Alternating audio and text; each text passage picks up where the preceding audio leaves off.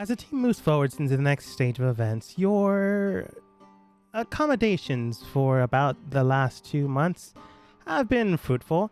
With the help and expansive knowledge that Dust has received, and with more or less guidance with his friends, the sword that had yet to be created was created in a long stride of failures and upturns, but mainly upturns at the end of it. With a forged blade in hand, the contract is almost fulfilled, but not quite yet, as once the name is stated, the contract will be fulfilled and the individual on the other end will be called. You can also, visit them if you want, but it's entirely up to you. But that is Dust's main branch. He also acquired a younger sister, but, not necessarily his story, but hers. And with the pursuit and knowledge of where his older sister is, he'll discover if he can get her as well. On the other hand, Nikolai went to go visit what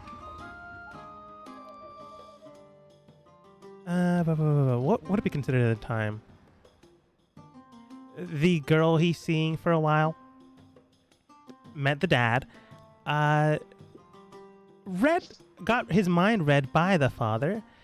Asked if he was fully telling the truth, and to Nikolai, yes, but not just to, vacation here. But that's not really what he was asking. More or less annoyed or being insulted, or at the very least being rude towards him, Nikolai just decided to ask, hey, something about his wife. I won't give you the exact details because not important right now. But more or less asked offhandedly what happened to your wife, and then just left the room. More on that maybe later. It all really depends on what happens next. Went to the capital, acquired a new spell, was told to be careful with it, visited a guru, almost killed that man, but thankfully enough, has able to resuscitate him. Got his refund back since he couldn't help him, and was more or less told to watch out for the corrupting energy within his own body. Ignoring that or not is entirely up to him. Returning back to Jillian, he spends his current time just hanging out with her, telling her what exactly happened in the end, and perhaps they grew a little closer. Or perhaps something is about to drive them away quite soon.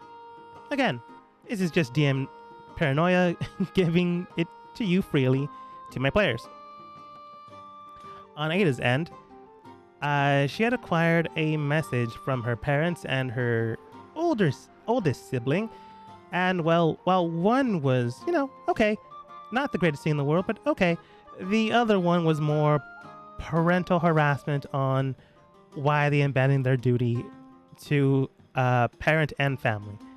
It is something very abrasive that happened, and still potentially dealing with that.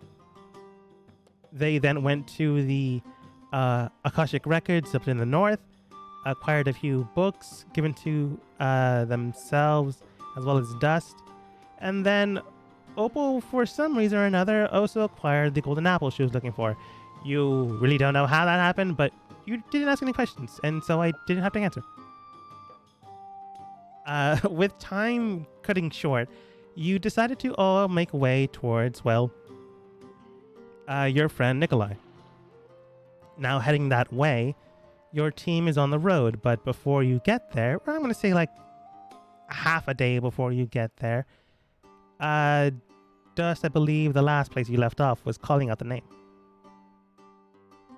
Yeah, just kind of probably in the early morning. I mean, probably in like the morning, I would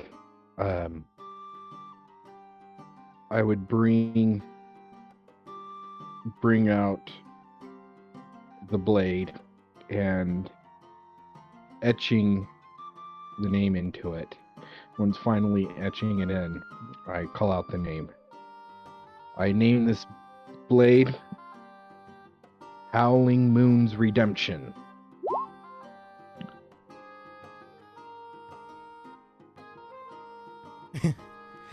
I just read Nikolai's message. As you call the name Howling Moon's Redemption, you do get a spark in the air. A similar spark to Ada, and I don't believe any other NPC was conscious at the time. Ada and Nikolai, if he was here, a strange whirling of wind begins to appear out of nowhere. In the blink of an instant, something just appears. Well, it feels like a burst of wind just erupts in the air. And magically, someone does appear. But it wasn't by their own means. It was a means of, well, a contract's end. And some random man, 5'7", clearly short-sighted by the glasses, wearing a petticoat and a nice turtleneck sweater. He's in front of you.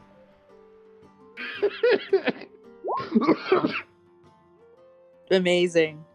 Wow. Oh, this is great. About game. Oh, wow. The man more or less looks towards you. Even if you don't know who they are physically, you feel a connection towards them magically. He just states towards you. Greetings. It's been quite some time. I believe one of you summoned me here. Yes, that would have been that would be me. Yes. I am fulfilling my part of the contract. Yes, let's see the qualitative work. Bentar comes over. Right, and I'll hold out the blade to him with it in its sheath. He opens it and he will now roll. Let's see here. He doesn't have that magic anymore, so he's just gonna roll Arcana. 2 plus modifier. Okay. He unsheathes it. Looking at it, he does see. Oh, interesting. It does seem it has the specifics. He resheathes it and puts it to his side, but hasn't taken it just yet. Let's see here. Everything seems to fit qualifications. He then takes out a piece of paper to show the qualification circumstances, as well as written documentation of the contract and all the words he stated. All right then. Once I touch this paper to the blade itself, it will determine whether or not the contract has been fulfilled to the letter. Before I do, though, you still have roughly 3 days if you want to take them. If not, then we can end the contract here. No, I am very much happy with that product, with that blade right there. Of course. Most of the time, people try to more or less bend the rules and such, so just wanted to make sure you weren't one of those people. He touches the paper to the blade itself and begins to wrap around it, and it begins to magically examine the blade. And, well, there are Dust, you know this. There are magics that, amplify one's worth or an object's worth, feigning magical auras and the like. This kind of contract is a way to make sure that it's the truth and the whole truth. And even if you, let's take for example my roll of 2 plus 4 isn't sufficient enough, the contract would state otherwise. But thankfully enough, to the letter, you did fulfill it correctly. And the paper begins to burn away on the sheath blade's end. It poofs away, and then he just looks towards you.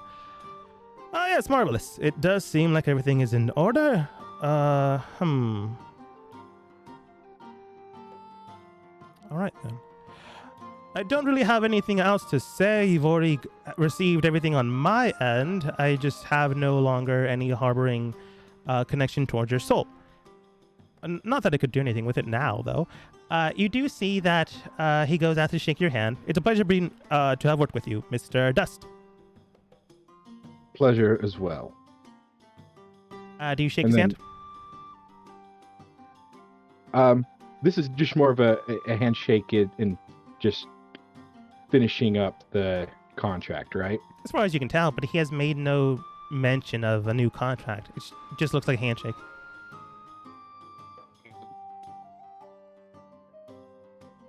I will go ahead and shake his hand, just in concluding this deal. Yeah.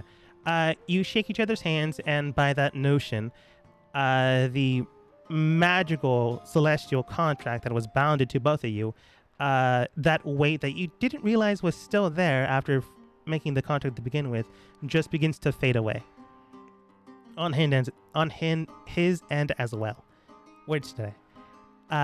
It begins to poof away, and well, that weight is lifted off your shoulders. He stops shaking your hand after a good 2 seconds and goes, "All right then, can you tell me where we are? Unfortunately, I do not have the magic ability to transport to where I want or have been to anymore. So a general direction would be most helpful." We're right in between the two cities of Hythe and Yepta. And then I'll point which directions Yeah. will lead to which city. Let's see here. He begins to more or less take some notes down and then points towards the northeast direction. All right then. It's been fantastic working with all of you. If you have or need anything else, just let me know. Well, I don't have any more magical abilities anymore.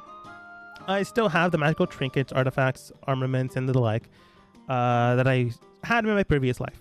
Just my powers are gone. Now I'm as mortal as I once was before. Well, take care.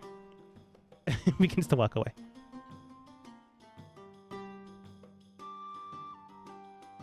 Do any of you try to murder the man?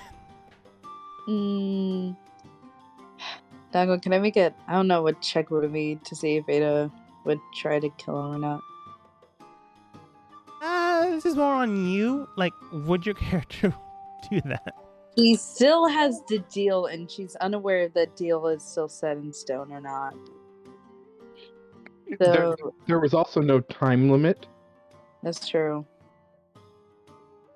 Okay, then no, she wouldn't. There was also no time limit. Dust is correct. It's just Yeah. honestly depends on what Ada would feel at that moment in time. Yeah, no, I don't think Ada would. Begins to walk away without too much of an issue or concern, and eventually goes into the horizon line. Unless you have a long-range spell now, he's effectively gone. But the man travels at 25 miles. Not 25 miles an hour. That's crazy talk. Walks around 25 feet around, so he's not going far. You can easily catch him up. Without his magical gifts, he's just a dude. Former librarian, but not that you know that. But you know it now. Well, that was kind of disappointing, I'm going to be honest. Yeah, agreed. So, in fact, I'm actually kind of surprised he didn't ask what the abilities of the blade were. Oh well. Whisper does state, if I had to guess, maybe the paperwork just dictates that everything was fulfilled correctly. That's probably all he cared about. Yeah. I'm pretty sure any of us could take him in a fight. I That's don't nice. think he's going to use it yeah, we himself. totally could. Oh, most definitely. When he asked for the blade,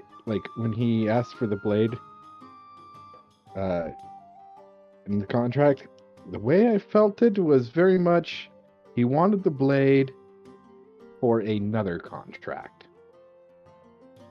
Probably. Feels like a broker to me rather than, a guy that uses a sword. Yeah, very much so. That's kind of how what I was feeling, and so, well, if anything, it'll just bring out my name even further. Hopefully for the better, depending on who he sells it to, or gives it to. That's true. That is true. Unfortunately, you forgot about that part. That being the case, though, Opal does state, yeah, should we kill him before he does that? I'm fine with murder if you guys are fine with murder. He was a bad guy, and for some reason he's I don't know. Looks like a pencil pusher now. Pretty sure he might go back to his evil deeds. Well, to be fair, we don't really know what his evil deeds were. He just makes contracts with people and fulfills them, or he takes someone's soul. Opal has a point. And also that means, Dust, you could keep your dagger. And then maybe you could sell it if you want to. Technically true. I mean, he hasn't got that far, but still catch him. He's like still basically there. He's like 200 feet away. After like 2 minutes. Maybe we could fulfill that contract. It'd be easier.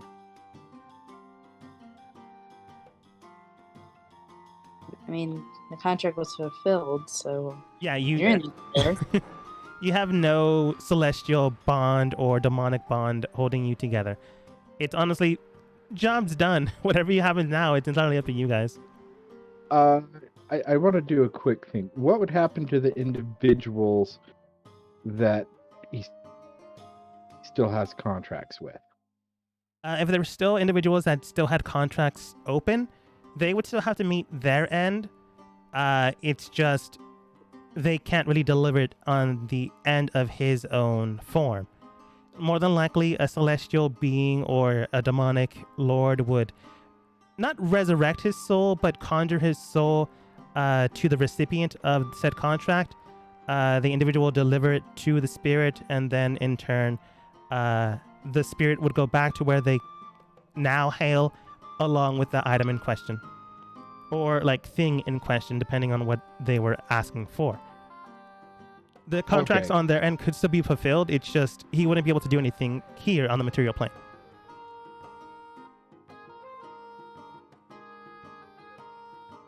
Okay.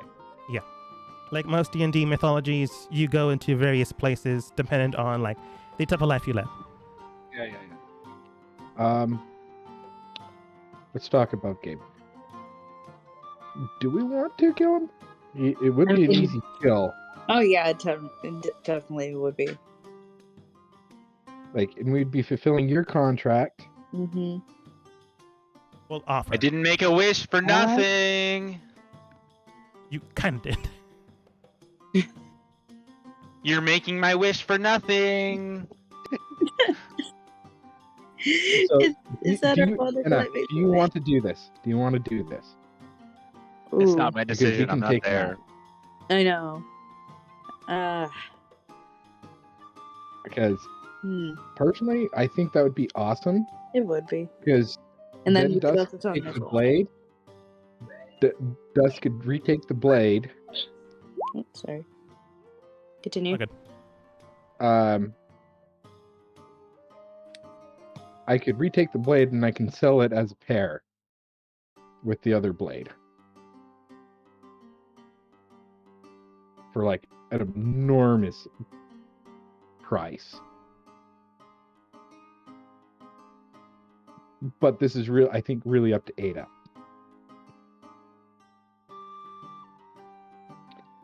Like I'm down for it. Threw me out of game as an indecisive player. I say we should. I think we should kill him. Okay. We haven't been battling in a while. It would fulfill Ada's offer contract ? I don't even know how that works anymore. Dust would be able to sell it.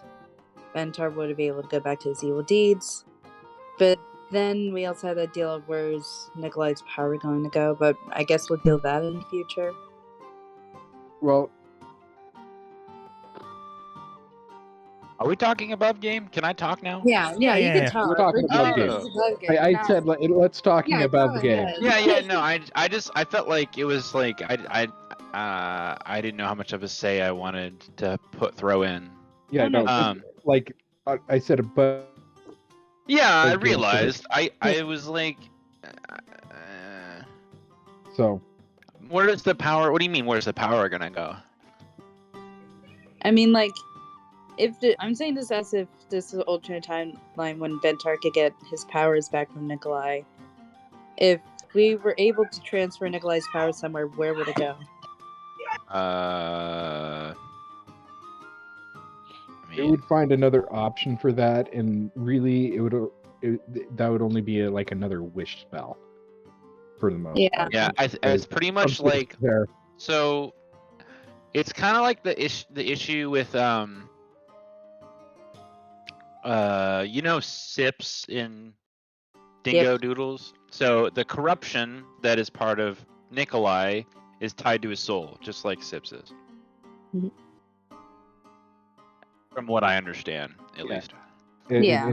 And so, if anything, Nikolai is more in need of a cleansing to get rid of the corruption more than anything. Cleansing. I don't know. More like I feel like there's Purification. that feels like I'm just that is just me saying one thing. no. I don't know. I don't know what to do. Honestly, I'm kind of just at. But I don't I'm think at a loss.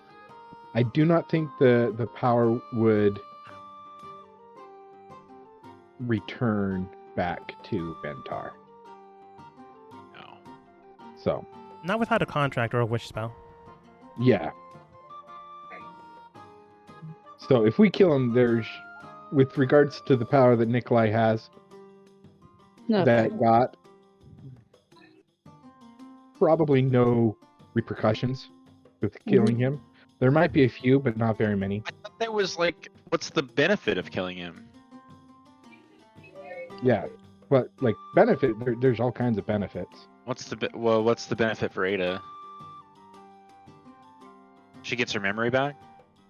I honestly, Dongo, I'm gonna ask you this: what is going on with that deal? Because she does have at least semi of her bad memories back. She's slowly getting them back. You're slowly getting them back, but at the exact same time, once if you decide to fulfill that, it's not a contract between you and those individuals.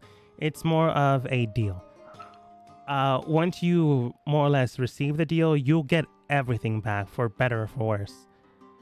That is one benefit, dependent on if you want everything back all at once.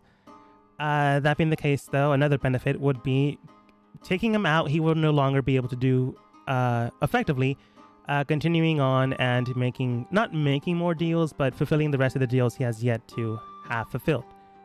In turn, he would be gaining power and potentially another risk factor of an individual you already know. He would do deals to mess with people, not personally, but easily enough mess with people to gain or harbor more power and strength. Like, even though this man looks tame by former comparison, you know how he was beforehand when he acquired power.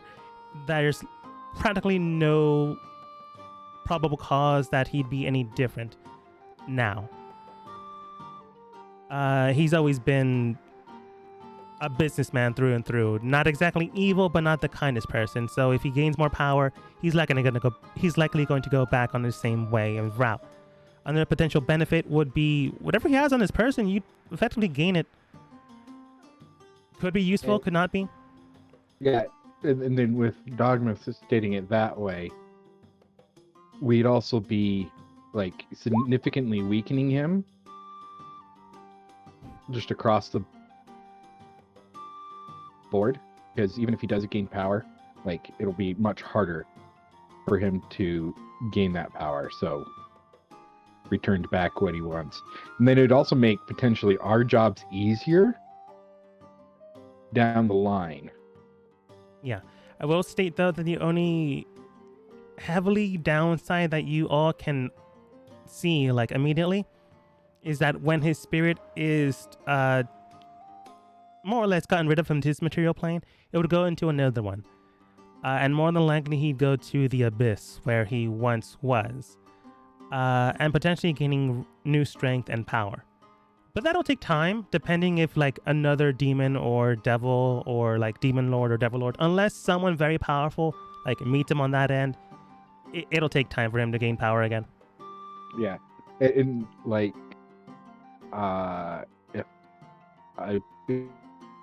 if you're going by the D&D lore and the Abyss and the Nine Hells, he they start off like as imps or the lowest, Mm-hmm. and then they have to gradually make their way up. We've essentially cut his power from, say, he was at 100% when we first met him, to about 2% of what he originally was. Yeah. If not, around that area. Unless someone finds him, he'd be starting at the very bottom. You can definitely send him to the Shadow Realm. Okay. Yeah, okay. Okay. So, going back in game. Okay, we're going to kill him. Wait, out of Okay. game. Sorry. Nikolai. Not a game.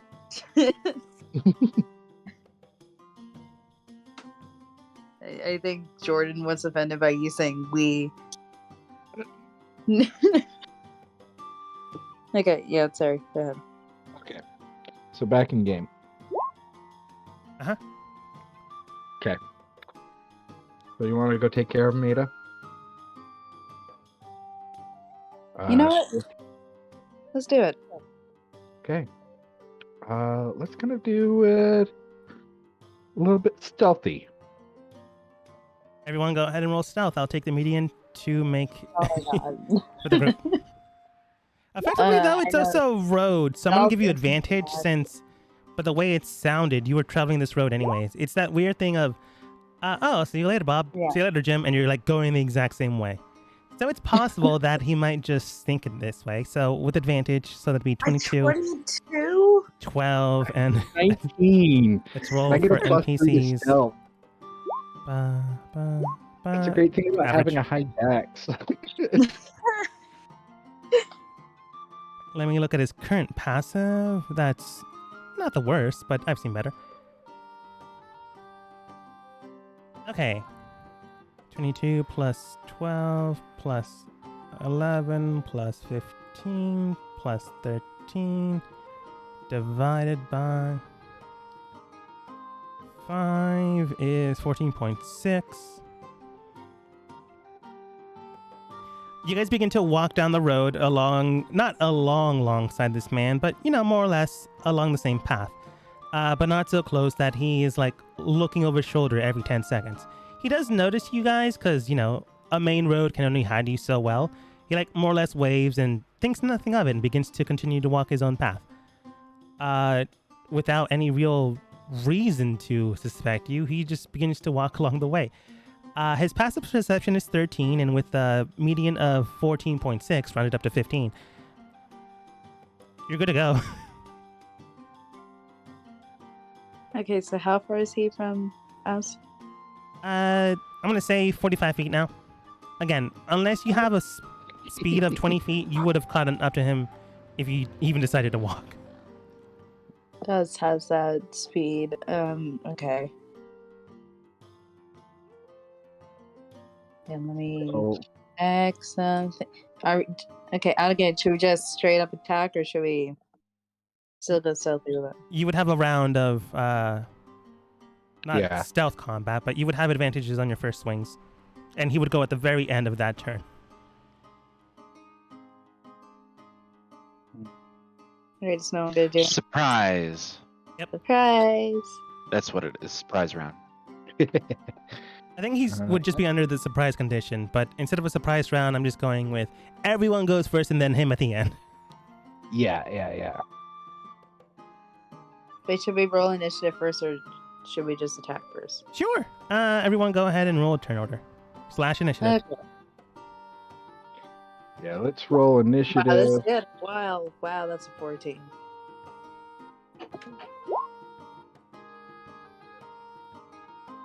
$19. I forget how to do the token thing. I haven't done it in a while. We Alright. haven't fought in a while. We haven't. It's been what? How many sessions? You were supposed to fight a couple of times, but you somehow kept avoiding it. We're great negotiators.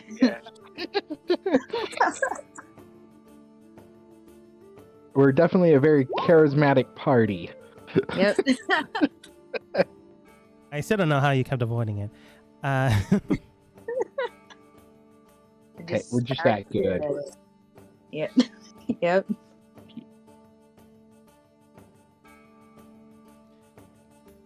All right. I believe it is Dust's turn to go first. Okay. Shoot, I just gotta. Okay. I am going to use my bonus action to cast Hex on Bentar.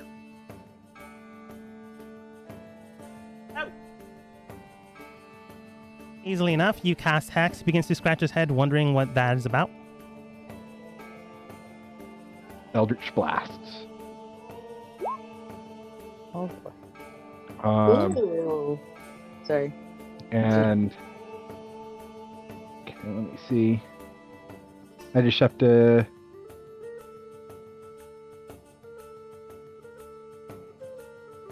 Okay, so it's whenever I hit. Yeah. Okay, I just had to make sure. I haven't used Hex in a while, so I had to just make sure whether or not I included The damage? Yeah. on everyone or just one. So Once you hit, 15 it is does my damage. lowest. 15 was my lowest. Yeah, for But sure. You had advantage on that, so it's 18. Okay, 18. Okay. Then I'm going to roll 3 hexes.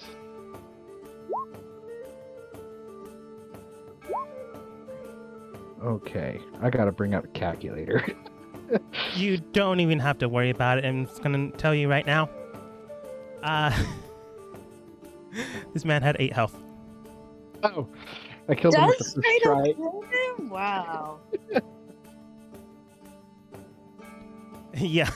This guy's just a dude. You took his... Well, not you guys, but you guys effectively took his power away.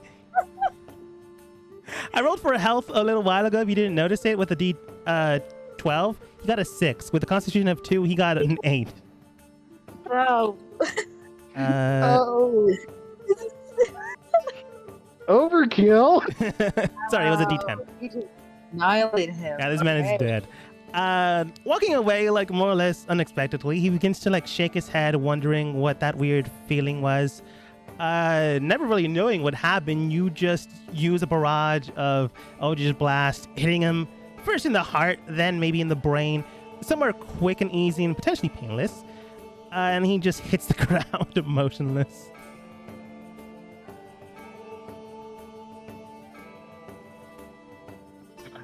This guy's Wow. just dude.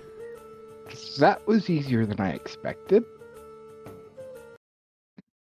I don't know if I should be proud of that or just wow. Okay. Yeah, that was kind of anticlimactic. Yeah, that really was.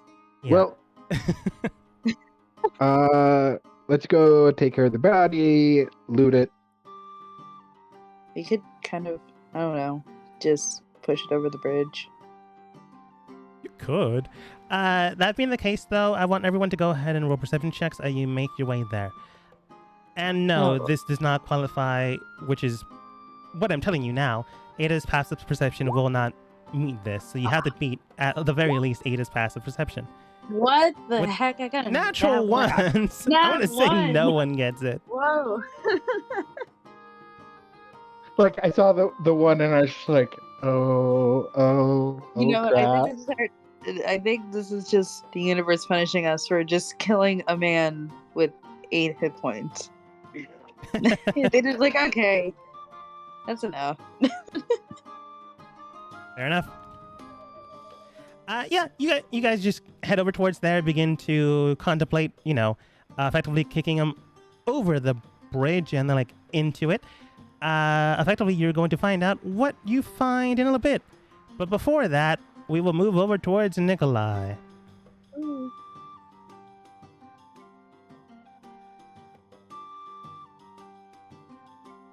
Oops, I thought you guys would be here already. Ignore yourselves. Ooh, I like the update to high. I just need a background splash screen. 'Cause I wasn't actually sure where you would be. But yeah. Saying I like the background splash, so it's awesome. Yeah. Nikolai, you and Jillian spend your time like roaming the streets, having some one-on-one time, some bonding moments. After her shift and work, you spend your evenings together. You are expecting to have your friends here. They call a little bit earlier in the morning. It's weird that they haven't gotten here yet, but it's not impossible for you guys to get side railed doing other things. It's happened to you many a time. Yeah. That being the case, though, when you're in the streets just hanging out, Nikolai, I want you to go ahead and roll perception check as well. This has nothing to do with theirs, just your own. Yep. Totally casual perception. Totally casual. 15. In off of the distance, not too close to you, but close enough that you can see, you do take note of some shadows moving around a little differently than you expected. You see some plants here and there moving and swaying, but the shadows underneath sway in a different direction when the wind is moving them. It's weird, but you do take notice of it, but you don't see anything else around. At least not with a 15. Oh. Interesting. Yeah.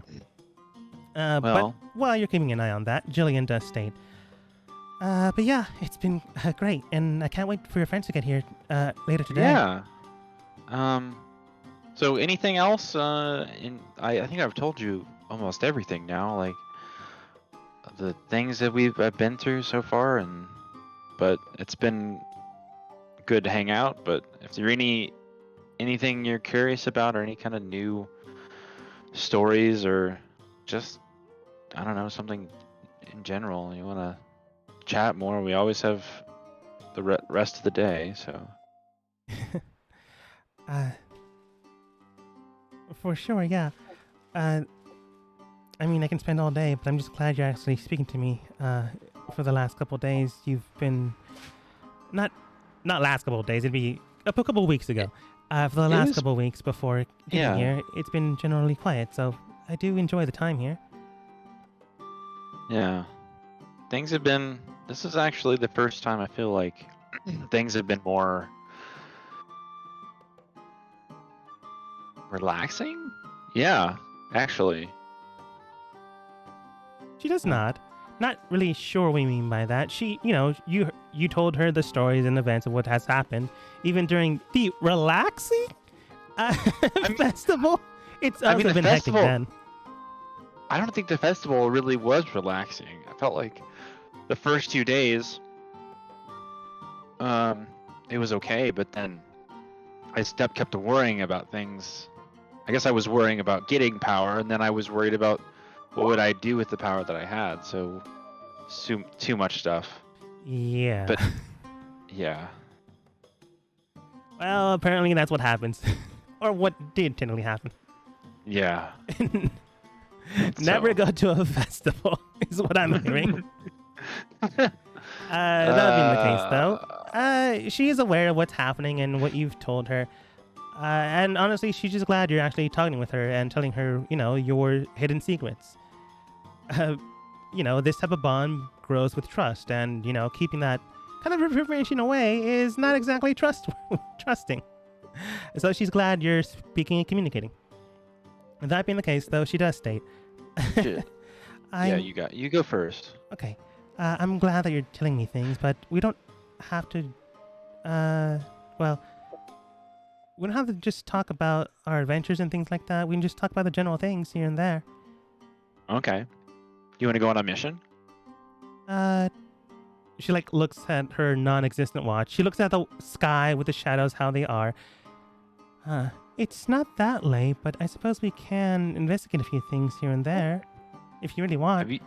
Do you have a good perception or a good eye for things? Not the best in my department, but I'm pretty good.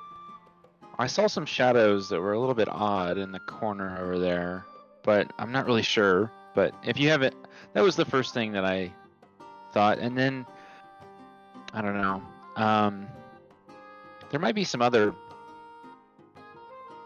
dark things lurking in the town that we could look around. But if you have any leads, that would be kind of cool. It'd be interesting.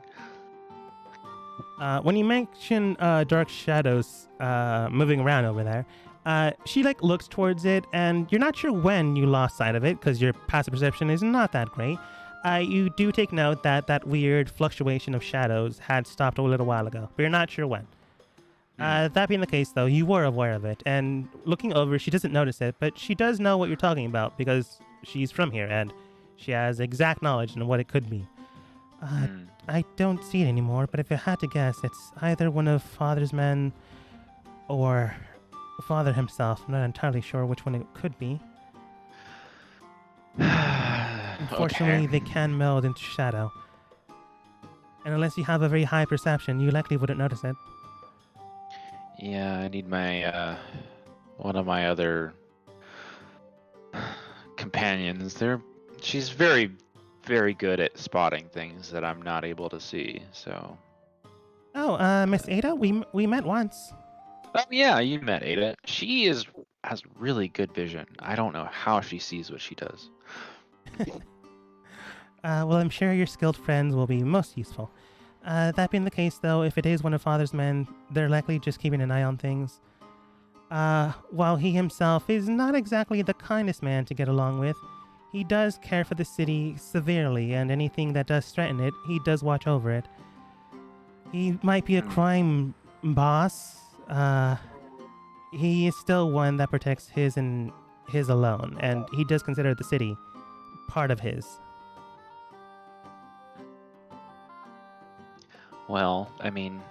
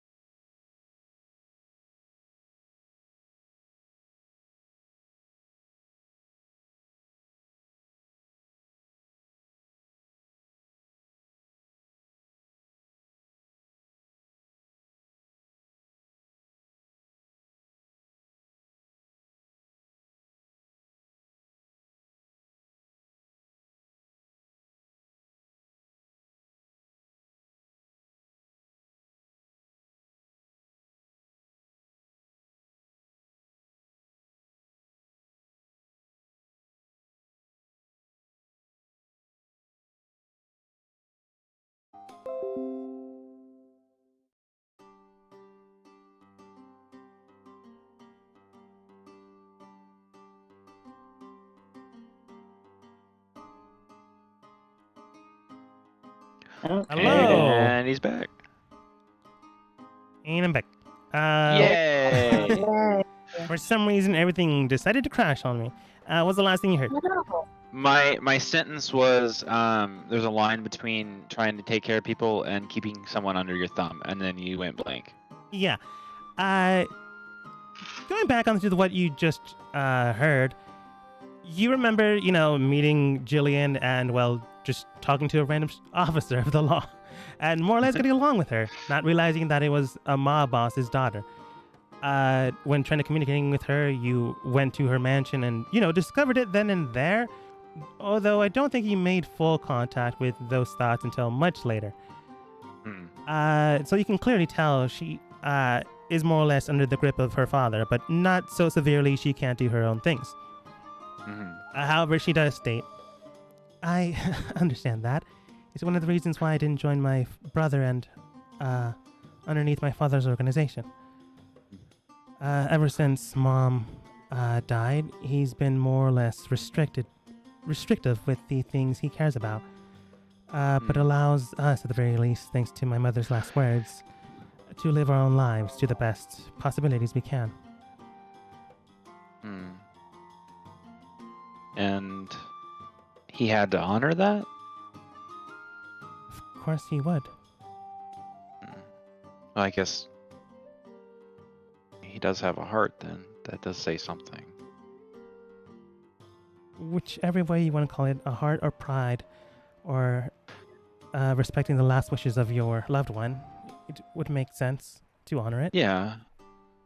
That makes sense. I think, I don't know. Sometimes you feel like some people do the wrong things for the right reasons, and some people do the right things for the wrong reasons. But I get that. I mean, he's still more or less traumatized by it. Like, even if someone does even non-knowledgeable of it, offends my mother's honor, he still takes it very destructively towards them. So, yeah, it can be do you- problems at times.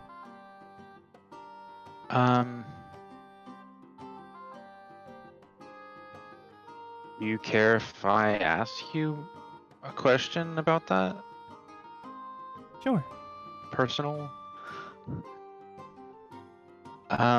So you don't have to tell me, but I mean, I feel like it'd be good to know what happened that your mother passed away. Well, we were roughly around 13 and 15. My brother 15, I 13. When we were at a carriage coming back from a festival. Never go to festivals, is what you're hearing. Yes. From a festival. My father at the time was still a crime lord, dealing with contraband and things of that nature, drugs, as well as magical artifacts. Mm-hmm. Along the way, he met up with other individuals that were gunning him down and his men. My mother got in the way of that, and, well, she met her end that night. She promised, my mother made sure my father promised that we could live our own lives. As my father knew the dangers of this life, but we were still children. We could make our own choices. And, well, honor bound by blood, he decided to keep that word. Decided to keep his word. Well, that sounds horrible for someone to go through. I'm sorry. I really didn't have any close family. It was kind of distant, so I don't really understand how that could have been. It was painful at the time, but I've grown accustomed to it. It's not really a pain that goes away, but it is something that lingers on, but with time it has lessened. But thank you. Yeah. Unfortunately, though, it hasn't really lessened to my father, since he always takes it upon himself, believing he could have done more, believing he'd have protected her, which is why he always has that chip on his shoulder whenever she's ever mentioned. In a Yeah. bad light, I suppose. I think does he try to do things so that he can protect against something like that happening again? At times, he does keep tabs on us, making sure that we're okay. In fact, that just the other day, it'd be the other day by this point, just the other day, when I had to go and have a word with my father, that's a thing we generally do once a month. Oh, nice. That's good. It's more or less catching up at the exact same time, making sure that I'm okay. Oh, well, speaking of you're okay, did I ever tell you how to use the scarf? By this point, would you have? You could have said you did, or you could have just, forgotten about it. It was a nice gift. I feel like I gave it as a gift, but if she didn't really sense it was magical, I probably would have forgot to tell her until now. Yeah, for sure, she does wear it on occasion when you're together, but she doesn't always wear it, otherwise she fears it might tatter or, break. Oh, no. Something like that. But she is wearing it now. She always wears it on, nice events, like walking down the road or on a stroll. Oh, so, so Jillian, the scarf, did you know that was magical? I felt like it might have some sort of protective charm, but nothing conclusive. Oh yeah, sorry. Let's go, I'll probably take her down to, I don't know, somewhere that's not around, a lot of people, so she doesn't, people don't freak out that there's, a yeah, scarf tackling people. And then I'll walk, and I'll pull out a knife, and I'll, because the scarf repairs itself, right? If I rip it. Yeah. So I'll pull out a knife, and then I'm gonna tear tear it partly, and then show her that it mends. Yeah, you probably tell her before you rip it apart, because otherwise that'd be weird. Yeah, so like, hey, so don't worry about the scarf getting tattered. It just mends itself. And then I show her and I like tear a slit into it. Yeah. It reknits itself, and she is glad that it reknit itself, and she does is surprised. Okay. And then it has, I believe, well, I know 2. So it has one ability. If you say, I don't know if like entangle, I don't know if there's a command word or you just think it. But if you think about doing like restraining somebody, it will jump off of you and then restrain the person that's next to you. Yeah, you tell her about the bonus action, grasping ability. You basically go over the process of what it Yeah. can do. And Nikolai, when you're doing this, go ahead and roll another perception check. Okay.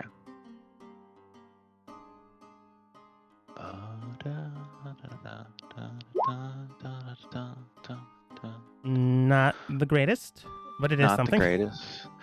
It is a Yeah. new day. So it is a day that we will use it. It's the same roll. Oh, well. It's the same as before. But... Yeah, it's the same as before, but things have changed since then. Meaning it's a little bit harder than 15. I'm not telling you a number, though. But don't worry about it, since you really don't know it's there. Yeah. You begin to tell her a few things here and there about the scarf itself, ultimately leading up to what it can and can't do. She is surprised by it, but she is glad that you give it to her. And she does state, that is an unallotted assortment of things it can do. Yeah, it does have an interesting capabilities. If you ever need to get something that somebody had, or at least do like one of those, what do you call it, a switcheroo, or like a little, I don't know, you can replace that like an item. That's always, I've never been able to use it properly, but it might come in handy.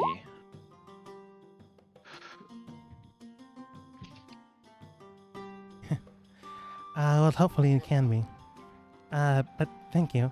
And, I'm more or less a little disappointed that your friends will be coming by a little bit later. Otherwise, I we agree could with share you. more time together. Honestly, I really don't want to leave. I wish I could stay here. She does blush by that. And Nikolai, like when you're enjoying this tender moment and things of that nature, suddenly you see 2 bolts heading directly towards you and Jillian. It misses both of you, like close to your feet.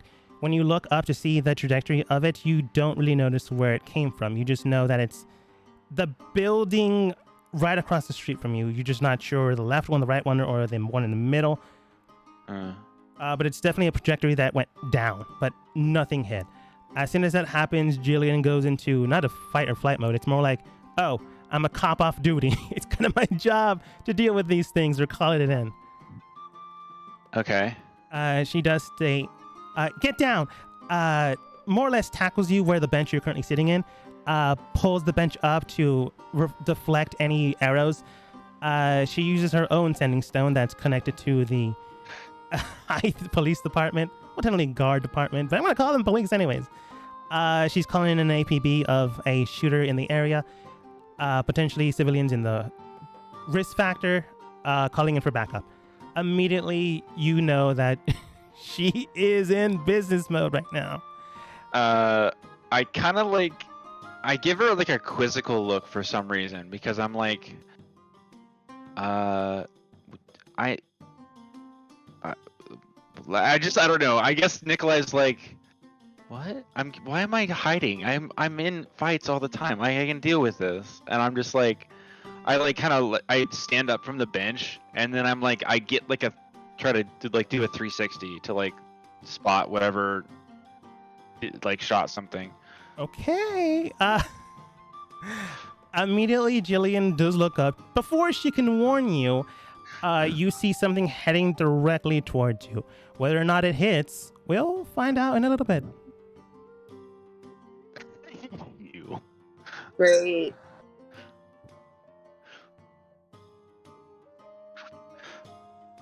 So you just murder this man. He very little health on his name. Actually, he's quite hardy depending on the normal civilian.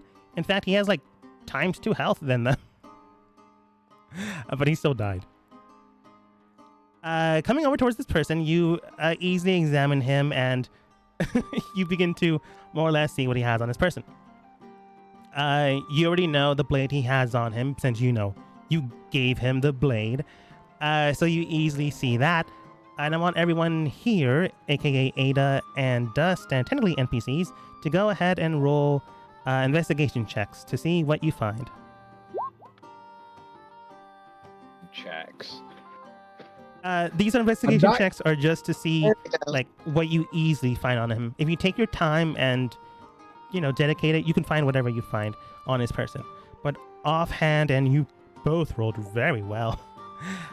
You see his nice duster, his turtleneck, sweater, the blade you just gave to him, a satchel bag with what appears to be items in them. Opening them up or like looking at that, you can tell it's non-cursed or corrupted. Otherwise, it'd be weird. His boots and his belt all seem to have a very weird aura around them. I'm talking about his pants belt specifically, not a Final Fantasy belt over his shoulder collar going down towards his hip. For some reason, people wear belts that way. Yeah, Oh no! We're missing every half word. I got into like half of it, and then the rest is just very confusing. Can you hear me now? Talk a little bit A more. little bit. All right, I'll be right back. There-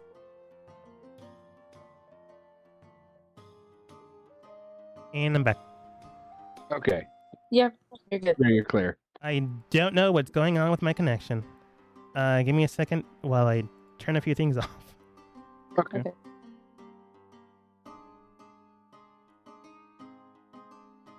Okay. Why is Steam open? I'm not using Steam right now. Yeah, that would probably do it.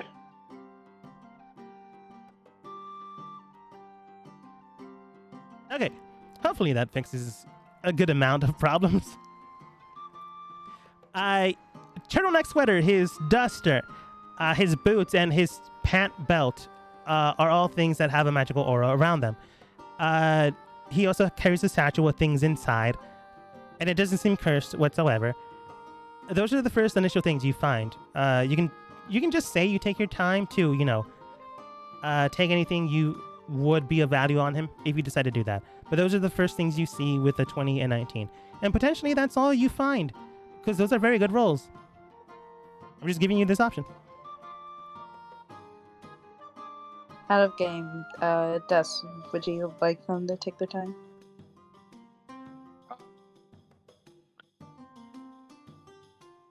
I kind of want to, but I do want to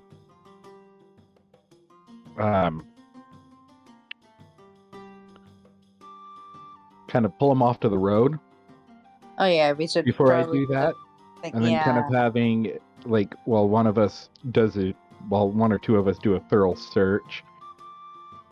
The rest of us are kind of watching. You pull him So- off of the road. A few of you begin to watch. I'm going to say Whisper probably and Opal. While one or two of you begin to take the man's things. Yeah. Yep. Okay. This sounds so wrong. This is what's happening. So wrong. Okay. Taking your time and dedication. Oh, I'm in the red again. Let me know if I begin to do the robot thing. Okay. I don't know why this is happening. Anyways, begin to taking these things. You find the satchel, the belt, the boots, the sword you gave him, a piece of paper that's in his shoe for some reason, all crumpled up, his glasses, and for some reason he's wearing two shirts underneath his what's it called, turtleneck, and the second one is also magical. You take all those things from him, and one by one I'm just going to tell you what they are. The glasses are glasses of eagle sight. The shirt is a shirt resistant to fire. You can wear on any clothing. Constitution, which he didn't have, connected to him because he didn't really need it, because he wasn't expecting to fight. Yeah. But it does give you a +2 to your Constitution. Nice. The satchel has things in it, but it itself is resistant to water and damages. It's basically a satchel of prestidigitation. It can clean itself. The boots are boots of elven kind. And the sword, well, you know what the sword does. That's a thing you made. Okay. I know what it does, but I don't know the amounts. So, well, it would give radiant damage because I incorporated Moonbeam into it. Uh-huh. And then are you giving it charges of remove curse, or is it going to be on criticals? There's a chance for remove curse. I would give it 2 charges and the replenish every long rest. 2 charges of each. Okay, of both radiant damage and remove curse. Yeah. Okay. It is silvered. Does it have to be attuned, or is it just a standard? It would have to be attuned. That's way too much magic for it not to be attuned. Okay. That being the case, though, it can be a +1 sword of general variety. So you can make it a long sword, short sword, dagger, technically, broadsword, whatever you thought would be appropriate. And I believe you did want to be a long sword. Yes. Yeah.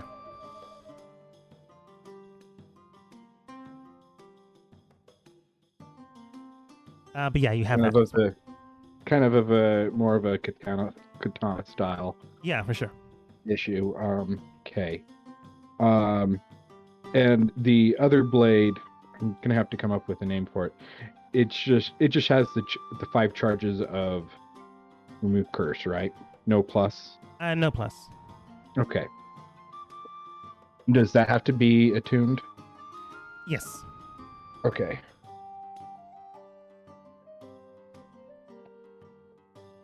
You're basically getting free spell slots with a spell. And a pretty good Yeah. spell. Yeah, dude. Especially when it's coming out at level 5. Yeah. Da, da, da, da, da. Okay. Oh, the turtleneck. The turtleneck itself is not important, but I'll give it to you anyways. No. You said that it was magical, but Yeah. I'm just saying it's not important theoretically. It's a turtleneck of comfort. In any environment, you are sustained. So if you're in like pitch coldness, pitch warmth, or in the desert, you'd be fine. The environment itself would not cause you to die. Unless you're in a sandstorm that effectively chokes out the air from you. But like the cold or heat wouldn't be an issue. Oh! it is a temp control turtleneck. Yeah. When it's hot, it's cool. Okay.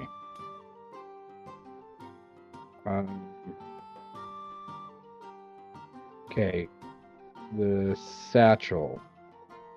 What's in it? The satchel has 2 health potions, 50 gold, a piece of paper that, well, you already have the piece of paper, but a piece of paper that just reads a few things written on it. Not important, as it just has like typical things you might, go into the market and buy, which he was probably going to do. 73 copper and 10 silver.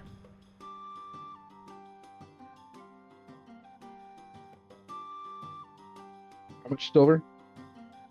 10 silver. 50 gold, 73 copper, and 10 silver. Okay, and that's all in the satchel. And is there 2 pieces of paper, one in the satchel and one in his boot, or just one? One in the boot, one in the satchel. The satchel is just a list of ingredients that he's likely was going to buy, and the crumpled up piece of paper is still there. You have yet to see it. It's basically the last thing you find. Okay. I'm guessing we should read it. Yeah, I'm gonna read it. As you Notice begin it. to decide to read it, you begin to open it, and let's see here. Who are the ones looking over everything? Hits, and miss. When you begin to more or less uncrumple it, Fonda looks over your shoulder to see what you found, and then Whisper just looks towards you guys. Any more time here, and we're gonna and immediately gets hit by an arrow. Oppo looks over towards Whisper, and then immediately also gets hit by an arrow because Fauna more or less effectively ducked. The arrow heading towards her missed. Oh my god. Okay. Okay, up we go. In the Alright. distance, you do hear what appears to be voices you aren't actually familiar with, but they're voices nonetheless. In the distance, you do hear someone state, "Hey, don't really know what you're doing here. But if you're gonna kill a few people down the road, you're not gonna leave something here for us, or you're gonna have to head out without anything in your hand. Your choice." Are these bandits? You're not sure who they are. You currently can't see them. Whisper got hit hard, but she's still alive. Looking over towards the individuals, she does take note that they have marauder-styled clothing, bandanas. They feel like bandits. Okay. She looks towards you. Don't really know who they are, but probably bandits. I'm gonna quickly put on the glasses of Eagle Sight. You and put them look on, over. and immediately you see a group of bandits in the distance.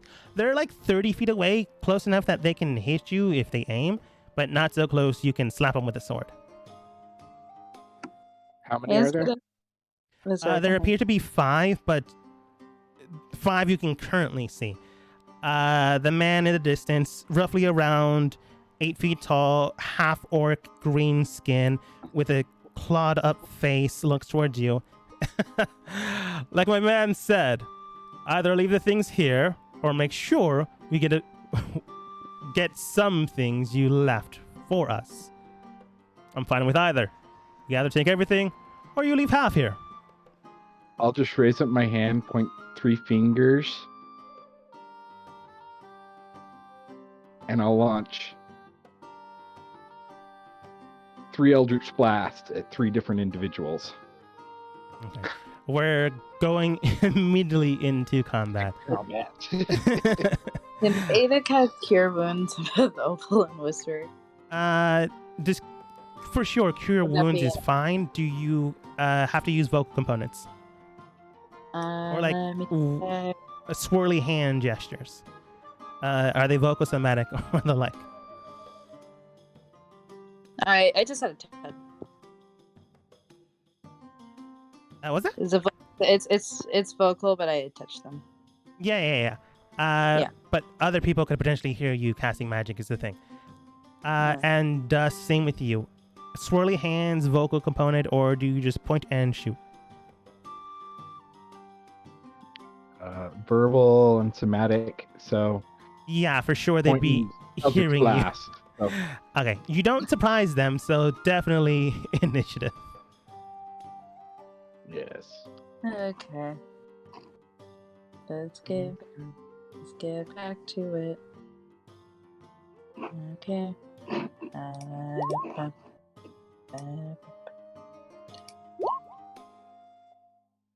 just gonna 12. use my standard silhouette tokens to indicate people not really of importance, but also potentially could be important. So both times that I've rolled initiative today, I've just been thinking about another character that I have in a game that started up at work this last week. Mm-hmm. I have a +5 to my initiative Oh wow! because, and I'm a level 2 character. It's because I'm a Paragon, which is a rabbit folk, and they add their proficiency bonus to their initiative roll. Nice.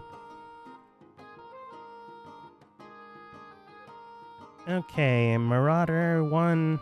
I'm gonna say this guy is the half-orc individual that more or less sounds like the boss.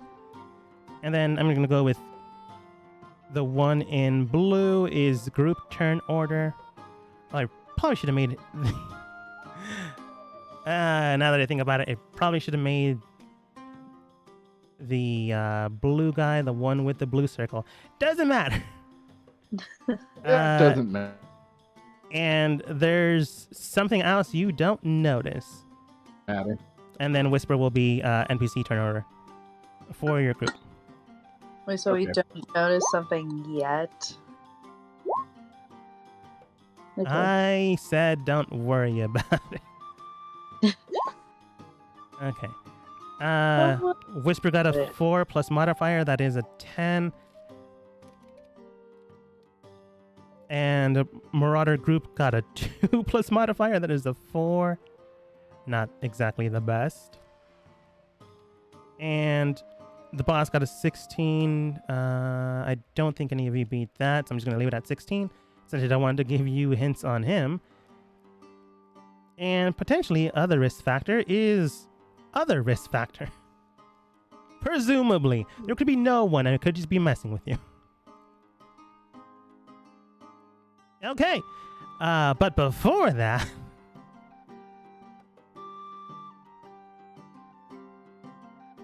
Nikolai, I want you to go ahead and roll a turn order.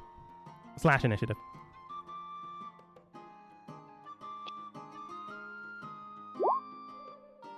We're basically going to be jumping in from side to side. I said, ooh, turn order. Ah, man, I love it when we split the party. Oh, man. She only got an 8. Okay. I had 11. Okay.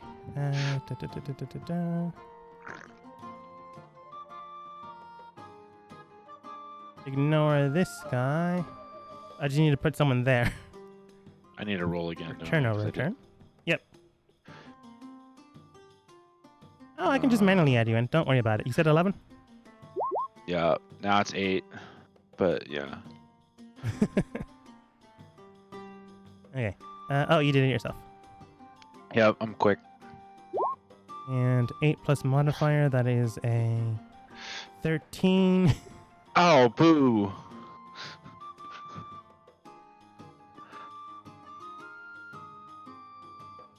Okay, we're effectively going to split into group by group basis.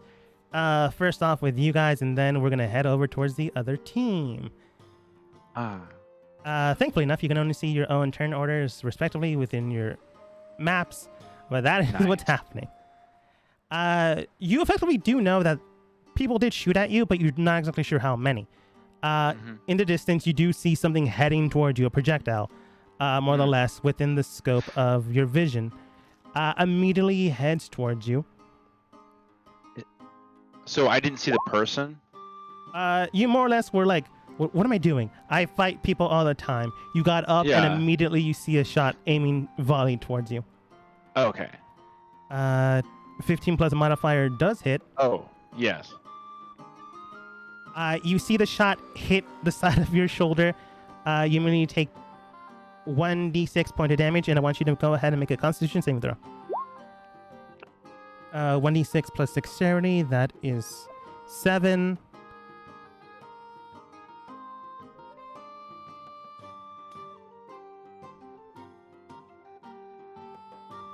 Constitution saving throw? Con save. 21. Nice.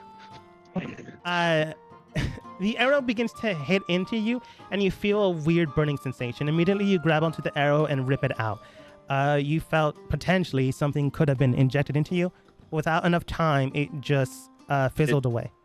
So now that I got shot, did I see the direction that came from?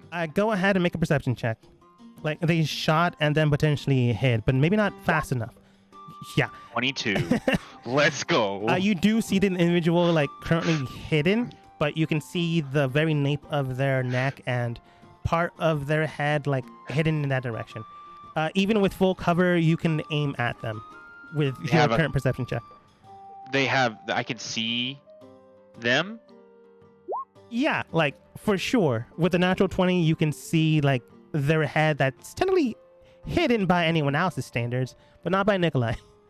Okay. Like, anywhere else standing, wherever you would stand in this street, in your specific spot, you could see their head. Gotcha. I'm wondering if I want to go intense or not. Yeah, let's go for it. I mean, I can see him, so yeah. Why not? We'll hit him with the old. You're not sure if they're the only one here, though. You and Jillian almost got hit by 2 people. Yeah. Well, 2 but- shots. Yeah. Unless they're that quick. I'm gonna hit him. Do I? Yeah. Well, it goes up by. What D6? Yeah, we'll just do that. Hit him with the psychic lance, because I can actually see him. Just point my head at him and then see if he takes the damage. Okay, thankfully enough, he doesn't have a proficiency in it, but he does have a +2. And succeeded with the +2. Wow. Can I make a reaction against that? Yeah. Sweet. You haven't used it yet. For sure, you can. No, that's a bend luck. Well, if it's a reactional thing, I'm pretty sure you Yeah, still it's can. a reaction, so. And I would roll a d4, so it's 15 now. Just barely didn't pass. Yeah. Okay. So he takes 32 psychic damage and is incapacitated. The man just get hit with a second lance. He just rolls over to the side. He's still technically blocked by the building. It's just only you can see him. But he's like hunched over by the side, not really doing anything. I'm gonna say with your natural 20, you do hear like 2 other voices going, "What the heck are you doing? This is no time to go down." And then someone else stating, "It really doesn't matter. By the end of the day, we all might die, but we'll meet our end's goal." And they're down the way, behind the. Was it down an alley or was it up? I don't remember. But I know It's across the street above a building. 1, 2, 3, 4, 5. 5 stories tall. I relay that information to Jillian. She does take note. Calls it in with the exact measurement as stated before. Nikolai, anything else? No, I already used my reaction, and I guess I could use a bonus action and quicken a spell. I could actually. Sure.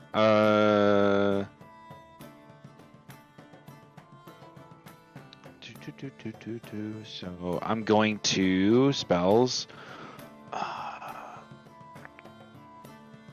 So I want to. How far is he away? Like Up on the building? 55. Like, is he? Okay, wow, actually, so in range. Okay, so I'll take I'll do a quickened spell, and then hit him with a Ray of Frost. That's a 20 to hit. Yeah, okay. For some reason, I thought Ray of Frost was much closer than that. It's 60 feet, yeah. 20 does easily hit. And then, currently incapacitated. was that a different guy, or It's the same. I guess he's incapacitated. It's the same guy. He's not prone, You only saw so- that guy, the one that shot. Yeah. So, But with your passive, you can tell that there's 2 others on the roof. and that's 15 cold damage. So- Hidden to the side, you just use your cold damage, knowing where he is, to hit him once more. Technically, you would have disadvantage since he went prone with going not unconscious, but it really doesn't matter. I'm gonna give you it because you did well. Gotcha. Jillian does take note of the information you gave her. She then states, right. She calls in the rest of the information on what you just told her, and she does state, sorry, Nikolai, but this is kind of my job. Try not to interfere if you can. Would love the help, but, Okay. part of my job. Have to say this. I got okay. Fine. Okay, I gotcha. I'll respect. I'll sit down. It's okay. Again, you can help. I just have to specifically tell you this because it is part of the code and dictate of my job. I get okay. I mean, I don't have to help if you don't want me to help, but I mean, yeah. Would love the help and the support. Oh, okay, Reggie Lover. cool. Oh, you can't move on her turn, man. My Unless bad. you decided Yeah, to move on your turn. I forgot I was in combat. She rushes over 30 feet close to the building. She then uses her. Actually, you don't know what she has. She says something out loud, and with your passive perception, you don't really take note of what it is. And she is now roughly here. She Okay. clings onto the building itself, but she is pretty close to the area. Bonus action. No, she had to use your bonus action to use the eye. Oh, wait. Yeah, she still has her action. Athletics check of 12. She didn't fall, but she can't climb the building for this turn.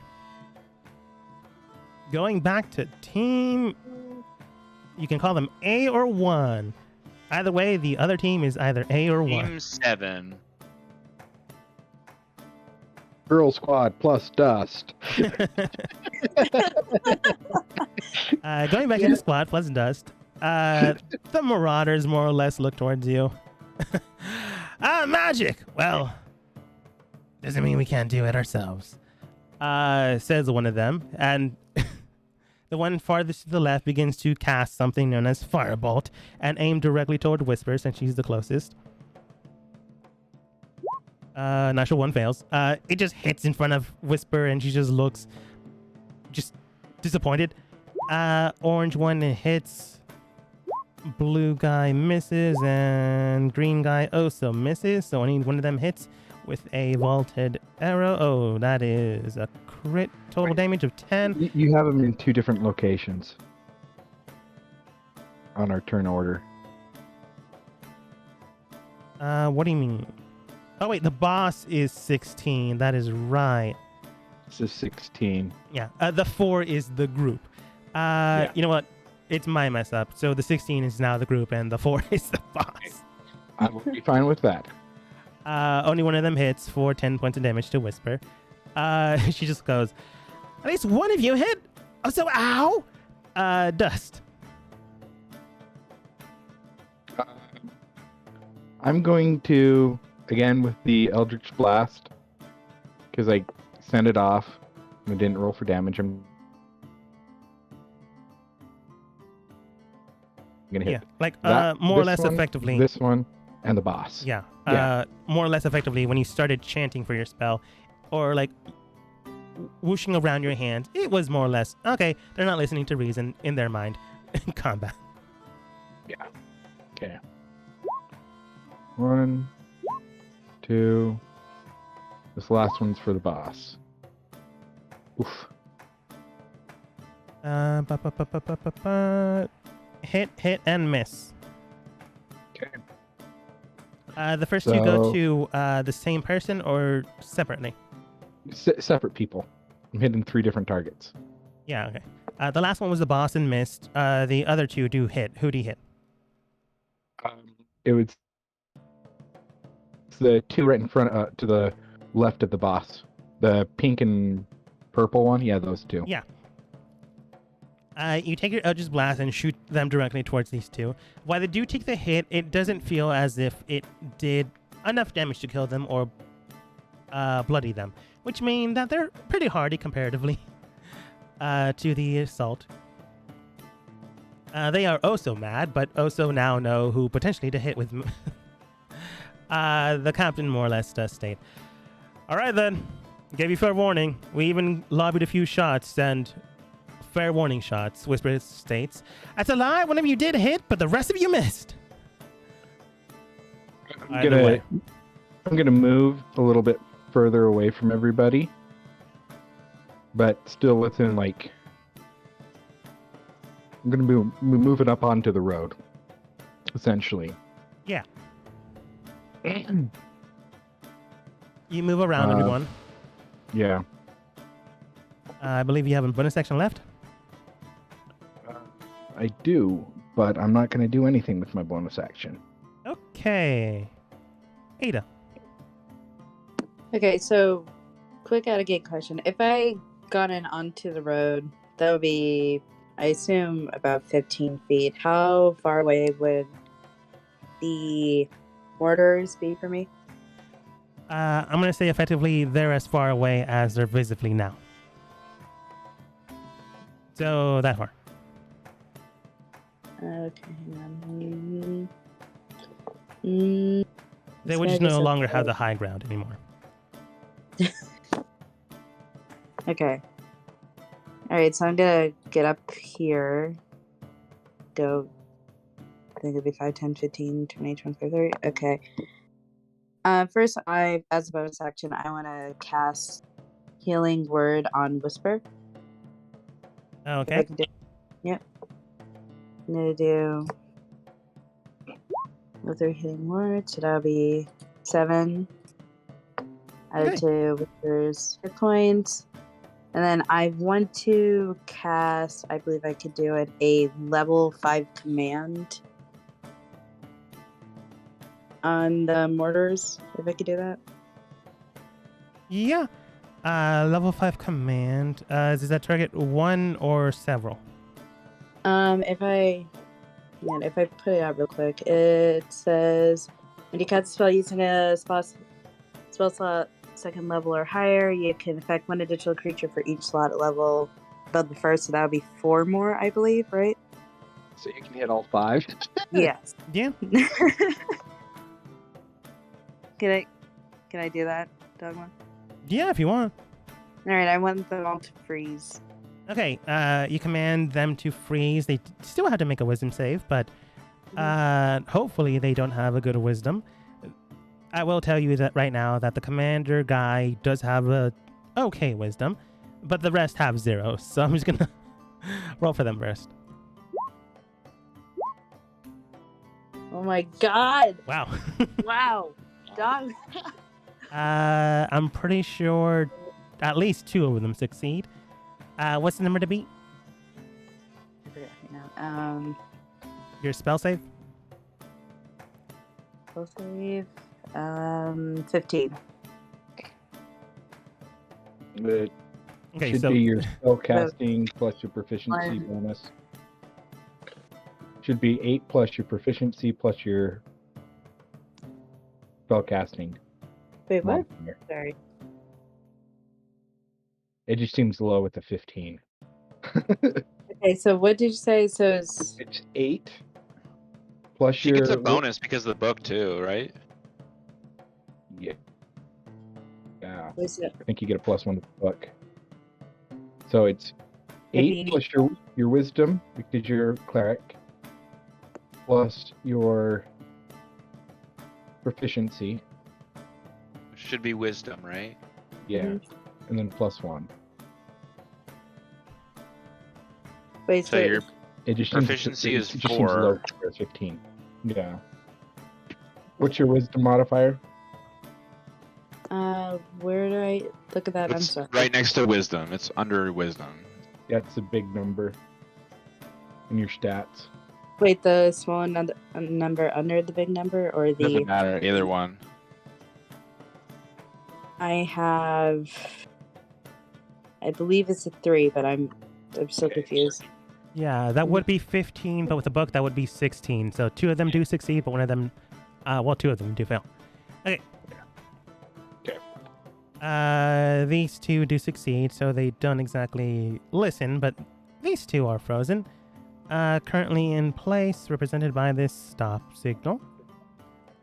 Now the boss. I just running again. He's fine. Wow.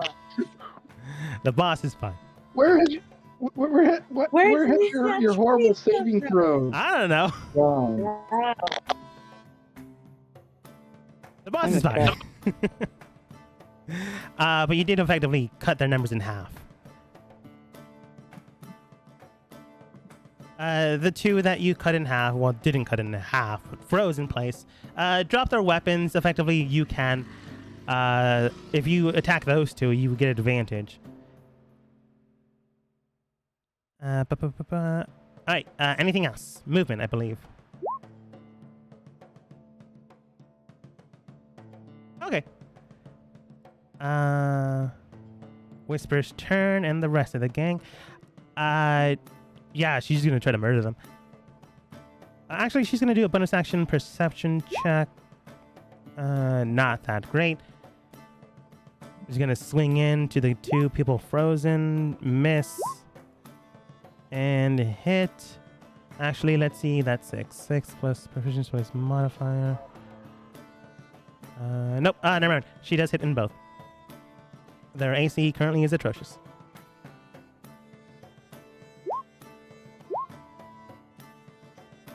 She shoots the two people currently frozen in place with daggers, and, well, that's effectively her turn.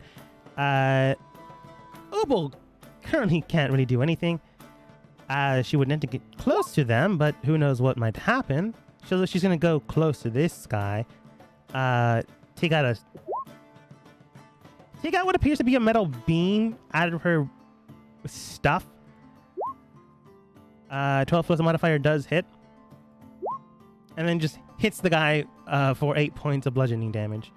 And then, like, takes 2 steps back.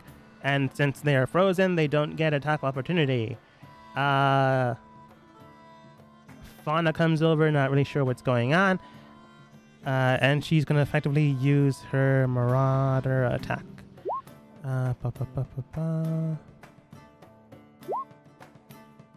Okay. She grabs her staff and, like, hits it into the ground. And immediately you do see vines begin to merge out of the ground itself. Again, you do see that her vines do eat into her hands as they begin to bleed, but with that amount of force, it does consume 15 feet in front of her, effectively hitting both of these guys and dealing 3d6 points of damage. And with Dust and Ada's help, these guys are effectively down.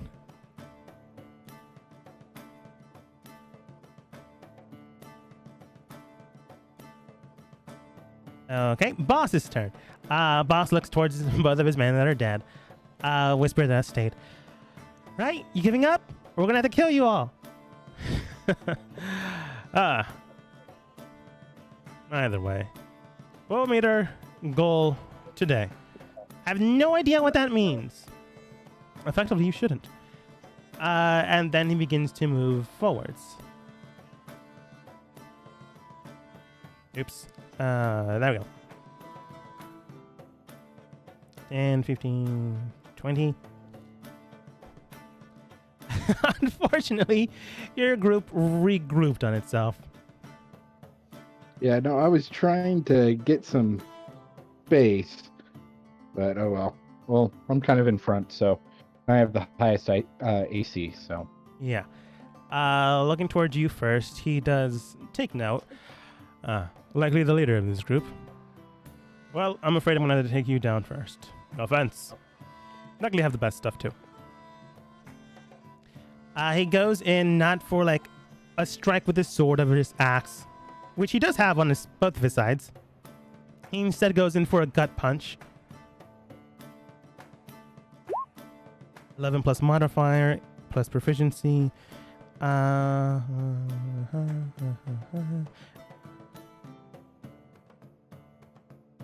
Okay. He does go in for a gut punch, and you can tell, unless something happens to us, you are going to take it, but just barely. As he swings in and almost hits you straight in the abs. I'm going to retaliate with Hellish Rebuke. Okay. He has to effectively hit you, so he does hit you, but you do also do Hellish Rebuke for 17 points of damage. Dexterity save. You know what? I'm going to give you his numbers. That's fine.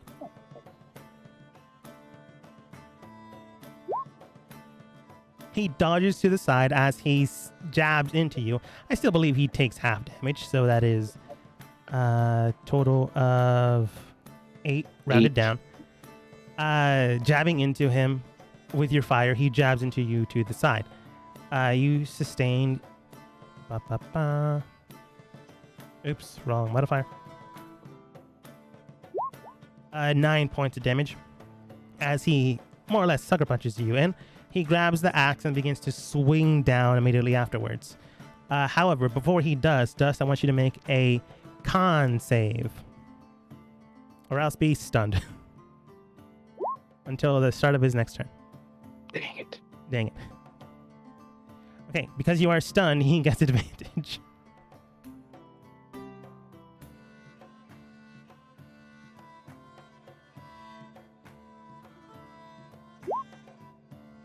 Swipes in with his sword. Well, not his sword, his axe. For 25. Yep, does hit. He stabs into you for 8 points of piercing damage. Sorry, slashing damage as it guts into you. It does hurt. It really does hurt. And then he's going to use his bonus action to just swing into you 2 more times. But not with his sword, because technically it's Fury of Blows.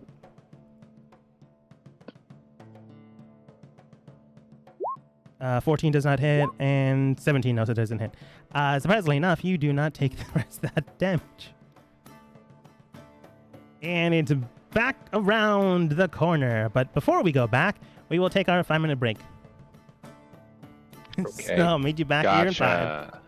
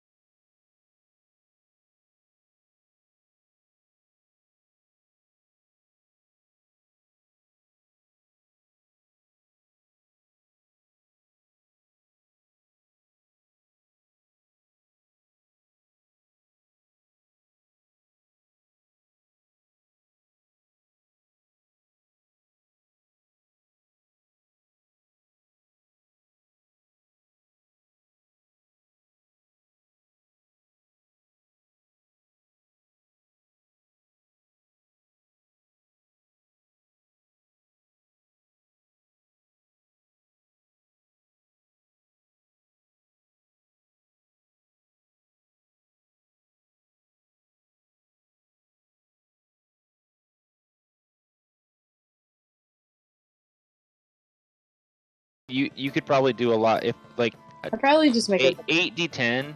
Like I have my spell slot, Wall of Wonder. I mean, you have other spells that are concentration, and Yeah. they do a lot more things. And it's instead of doing 8d10 damage, I can do 10d6 damage for 5 minutes. So it's like the option of using a higher spell slot is like a give and take. It's like depends on the situation, how many enemies you're fighting, and if it's worth targeting one person. Like as long as I could touch. Well, I'm saying I'm gonna hit the boss because he's right next to Ada. Sure. That, and I'm stunned. Oh yeah, yeah. so it would make I'm stunned sense to until the end of his next take turn. out. I was gonna say take out the boss, then deal with Sure. the. I At least can't. that's what's in my mind. Is Dogma back? Been back. I don't know if he is or if he's just listening. I don't know. Both. What? I just realized I was muted. Hi, Dogma. Yeah, I said back like a minute ago. Okay, we're just chatting. I was trying to see if Nikolai was gonna do something horrible or not. So, Okay. so just a quick so if something says opaque, you can't see through it, right? Yes. Yeah, everyone remember. Okay. Gotcha. I mean, yeah, Nikolai's cool. He likes doing cool spells. So we'll see how this goes. It'll be fun. Let me know when you guys are ready. Do the things. Let me check the water. Hold on. Readies. I think I'll be fine. Yeah, I'm ready. Okay. Jillian climbing up a building while Nikolai begins to go and help. The angels up top, you begin to more or less look around. Looking at, well, she technically doesn't have cover of the building. She's just on the building. The one is incapacitated. Yeah, the one is incapacitated for a while. He took 45 damage like a boss. 47 damage like a boss. Like he's down, but you don't. You do see him bloodied. Okay. He's not dead yet, but he is hurt. Nikolai takes a mental note. Yeah, I'm just seeing how long he is down for. This round, and then he's back up. Okay. Then that guy just doesn't take his turn then. Okay. So incapacitated, he is down. But soon enough, he begins to wake up. The other two you know are there. Begin to see if they can take note of Jillian. Jillian has, I'm going to give her partial cover. +2, I believe that is. So let's see here. They have to just roll a 12.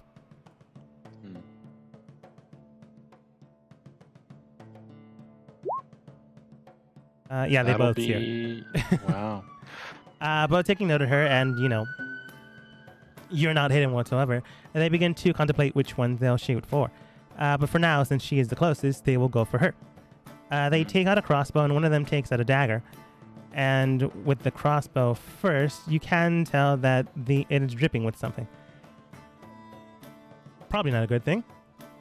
Okay. 28 does hit. She has to make her con save as well. 15 plus modifier of 2. That is 17, which is not good enough to pass. But Can I use my reaction during my turn, so I wouldn't get it back yet. So. okay. I was about to say, but pretty close to it if someone can do something, but that is correct, Nikolai. Yep. Okay. Oh, man. Yep. I'm going to have to make her roll an athletics check to see if she stays onto the building after taking a shot. It's not going to be high. It's going to be 10. Plus Dogma. 2. Dogma, stop. 15. Okay. It's fine. I was like, Nikolai's gonna watch that, and he's gonna just be like go full Naruto, as like she falls to the ground, and is just like laying there, like, I was thinking more Lion King, but sure, we could go Naruto. Okay, never She mind. takes a shot to the shoulder, but is still holding on. However, much like you see in movies, green veins begin to emerge from her skin as if poisoned. The other one did take out her dagger. I'm gonna feel a little bit mean if you go after Jillian, so they're just gonna throw it at you. With that range though, it is disadvantage. So now these guys aren't dumb. He like pulls out a dagger, thinks about it, goes back to crossbow. Oh, okay.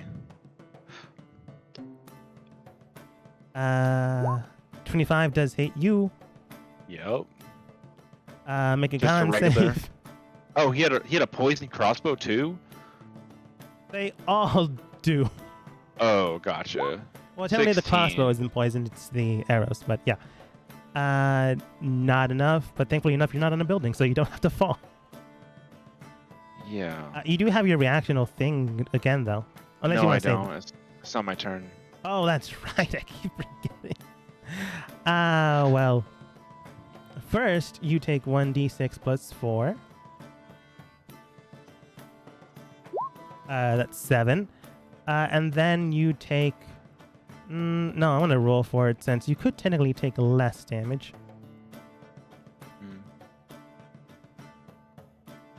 About the same. 16 points poisoning damage. If you are immune to the poison condition, then you are okay, but you still take the damage nonetheless. Am I immune to poison damages because of the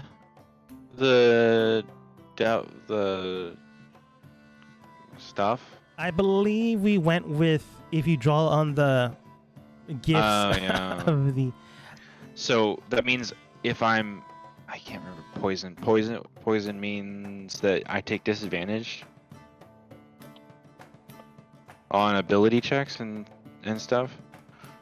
From what I remember, yes. Okay, gotcha. Do you call on the powers of the demonic energy within you? No. Okay. Why do you do that to me? You take the shot and you feel a sensation of just pain in your body. But thankfully enough, you are still alive. And it is now your turn. Gotcha. They typically have 2 attacks each round, but they take the second one to refill their tentacle bows to be refilled Okay. again. So it is your go. Thankfully enough, you can't shoot those twice. Alrighty. So I have. This is not calling upon the demonic ability, but flying is a normal ability that doesn't really do anything, right? You're good.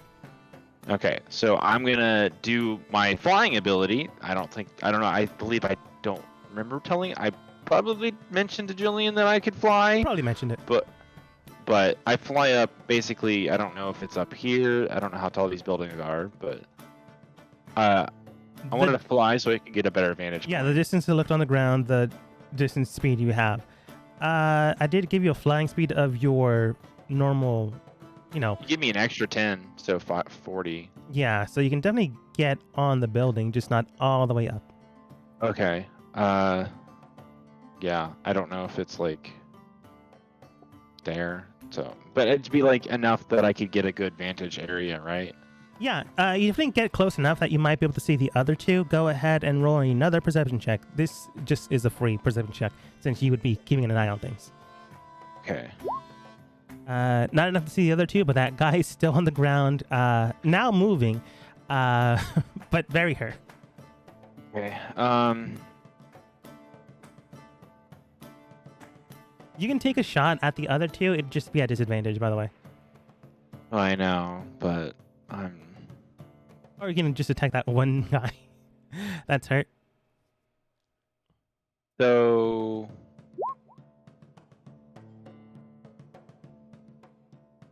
Yeah, we're gonna do this. Okay, so I think this is the best option.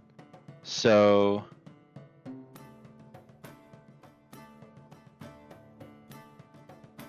Where that guy is, I'm going to I'm gonna do a regular. I'm gonna upcast a storm sphere on the location of that guy. Okay. Storm sphere is 20-foot radius sphere. Every creature within the radius gets pulled towards the center. They have to make a strength saving throw to be not pulled to center and take 2d6 bludgeoning damage. Okay. All right. I know this has a health pool. I'm gonna see the health pool. So it's like basically on top of the roof. Yeah. Yeah.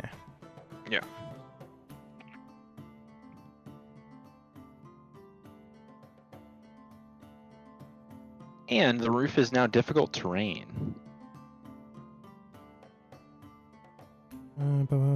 See a large object has a pull 1d10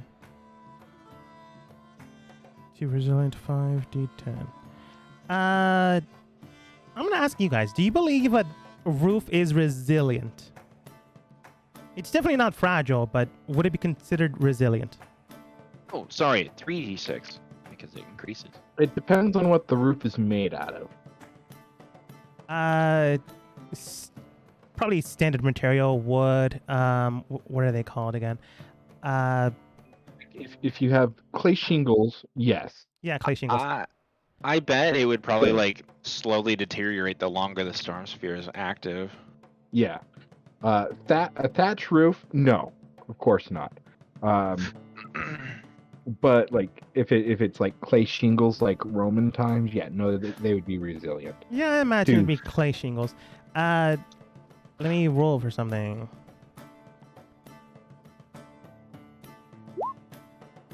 Pretty hardy. They have to roll what now again? Strength save? Strength save to not be pulled towards the center. Okay. This is their worst stat, but it's still a +3. 1, 2, and 3. So 2 of them failed. Of course, the one that was incapacitated is also now very hurt. So that's 8 bludgeoning damage. Yeah. You bring one out of hiding, and the other one stays still in hiding. But the one on the ground, almost getting up, just gets thrown into the middle and then just dies on impact with the other guy.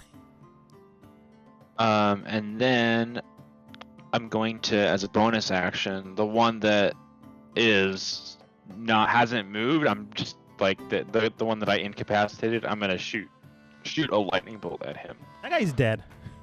Oh, that guy's dead. Okay, well the new one then. Yeah. So that's 5d6. Yeah, and I'm assuming you're quickening this spell. No. That's a bonus action. So the bonus action is the sphere, making the sphere is the action, but as a bonus action, on each of your turns, you can make a lightning bolt come out of the sphere. Oh yeah. So now I'm hitting the guy that came out that I can see now, and he's in the sphere. He's in the sphere, and I have to I have to do a range attack against him also. So that's it. At advantage because he's in the sphere. So Yeah. I forgot to, yeah. So d20, that is a range. I got a plus. I think that's a plus. I don't know. Range attack, spell attack. Do I add my? You add your spellcasting modifier. Yeah. So it's like you're casting a spell. So that would be 12 Yeah. or a 20. Sorry. I was about to say 12. That doesn't work. 20. Yeah. For sure you'd be hitting more of the building. Let's see here. Do you want to roll the damage again or use the 11? No, we're gonna use the 11. Okay. 8. 19. It's still intact, surprisingly enough, but just barely. The electrical bolt bursts into the roof alongside him as well. It does hurt him, but doesn't kill him outright. He didn't really sustain any damage before this. Just winces out in pain. Anything else, Nikolai? That is my turn. Okay. She is reduced to half speed while crawling, while climbing, so she'll get there, honestly, on this turn. Mm-hmm.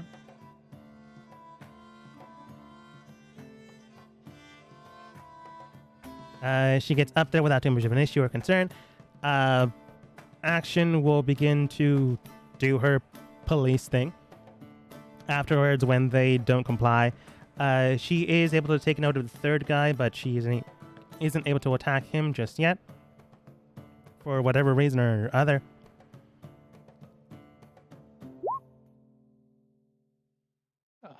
Mainly because I got a natural one against the other guy.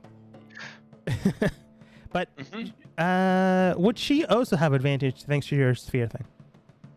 Advantage on what? Attacking. No. Okay. She would be in the sphere, so she'd had. Like, she's far enough away she wouldn't be in the sphere, but close enough you can take a swing. It's only the lightning that gets advantage. Okay. Yeah. Then it's still another one. She misses, shooting and crossbow, miss, reloading, bonus action, she tosses something inside, and then you see an electrical bolt of energy. It's not as if magic was cast, but in layman's terms, a flash bang grenade. Oh. Those guys gain disadvantage on their next turn.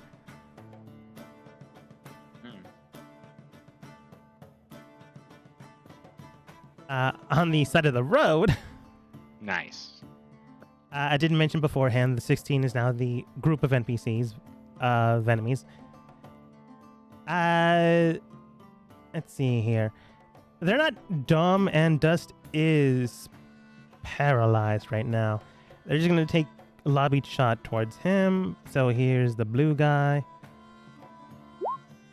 Plus modifier, that is +4, so that does hit. Here's the green guy. Oops. Yeah, I'll just do it this way. 23 also hits.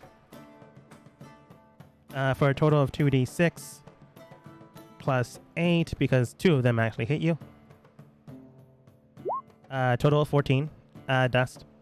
What type of damage? Piercing. Which is it? 14 piercing? 14 Okay. piercing, yeah. Only the other 2 that are, not alive anymore had magic. They, draw short swords and head your way, but don't get another attack. That is them. Dust. On your turn, you're currently stunned. Yep, you can't do anything. Yeah. Ada.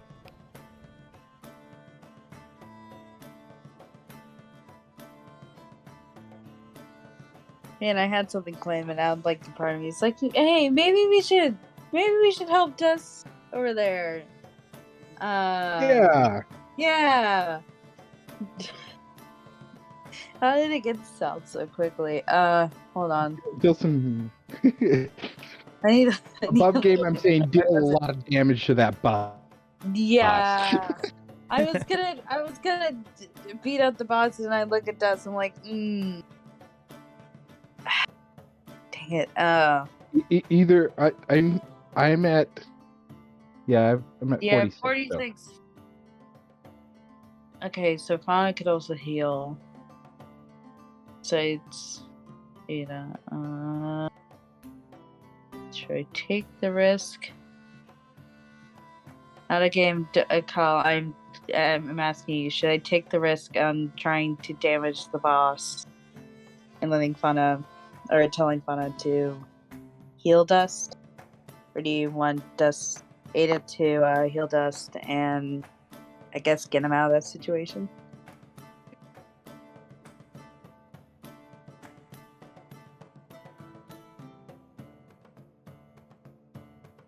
I would appreciate the healing. Mm-hmm. Mostly because he's going to have advantage on me. Yeah, true. Only if he But stuns you if- again, it goes away at the start of his turn. No, at the end of his turn. Oh, did I read that wrong? I'm pretty sure it's at the end of the turn.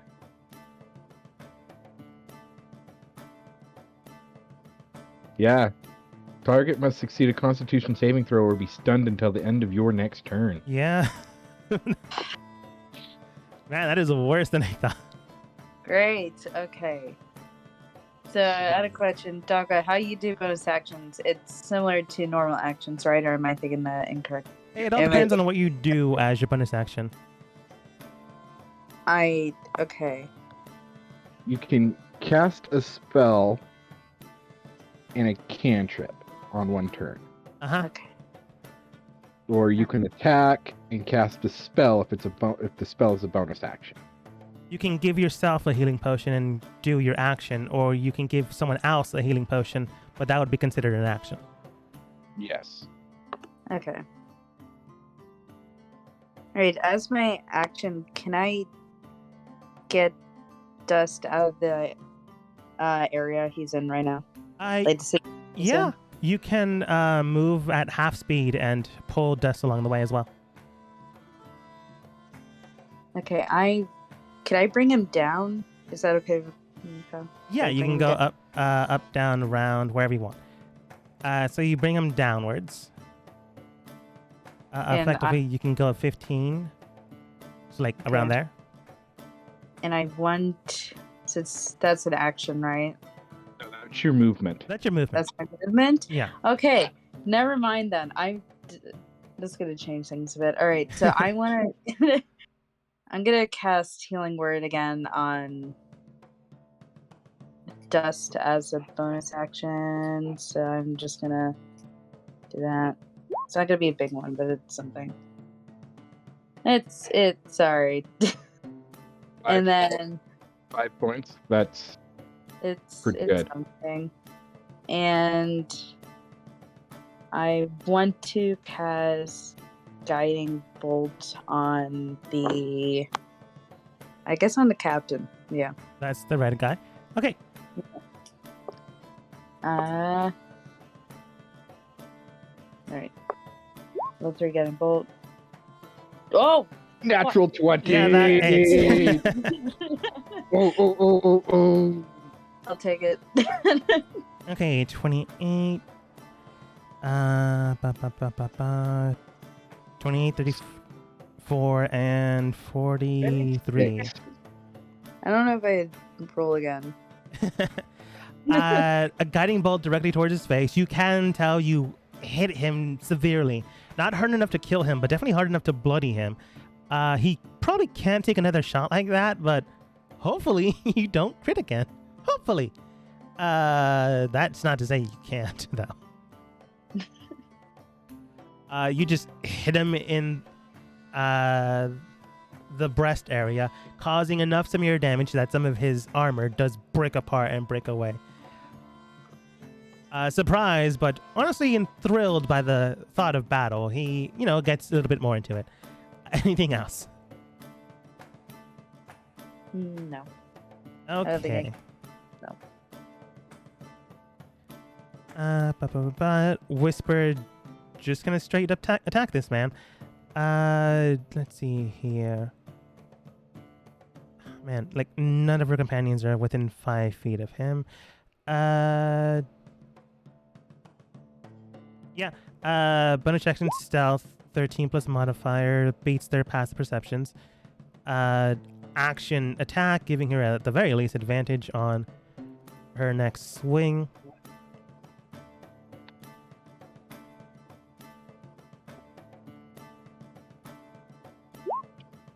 $11 and 13. Oh, wait, sorry. 11 and... Yeah, 13. Thankfully enough, it does hit. Gutting in for 1d6 plus modifier. And then sneak attack damage.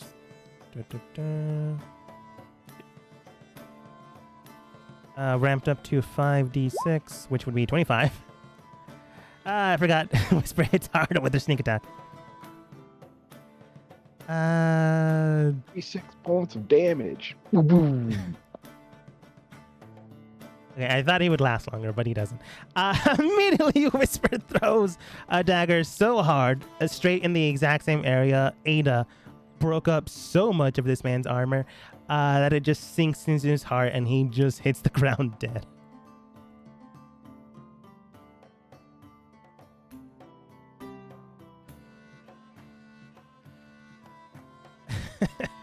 I'll just tell you right now. This man had 70 health. You did good. Wow. Okay.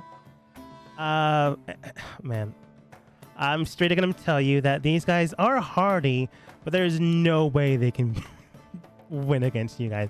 Do you guys take them out? Oh yeah, no, Dust is mad. Yeah, they're effectively gone. He took a sucker punch to the gut. Yeah, but the remaining time, you just take your time destroying them. To be perfectly honest, you never note or take note if there was anyone else around, as they likely would have fled when the big guy went down. So they never took their turn. Or maybe they were never there, and I'm just still saying this.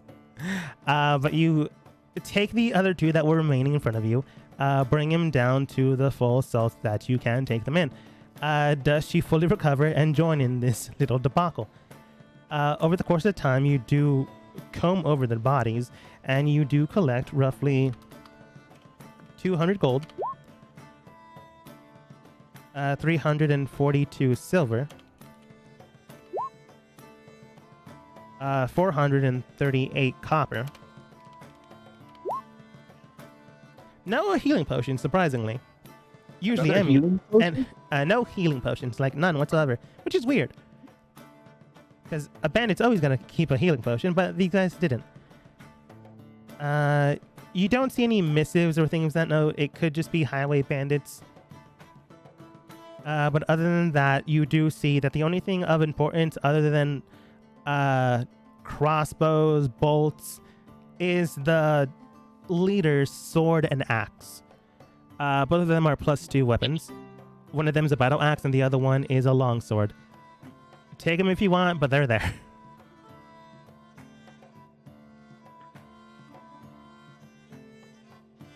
Nikolai probably would like the sword, so I assume A's gonna take him.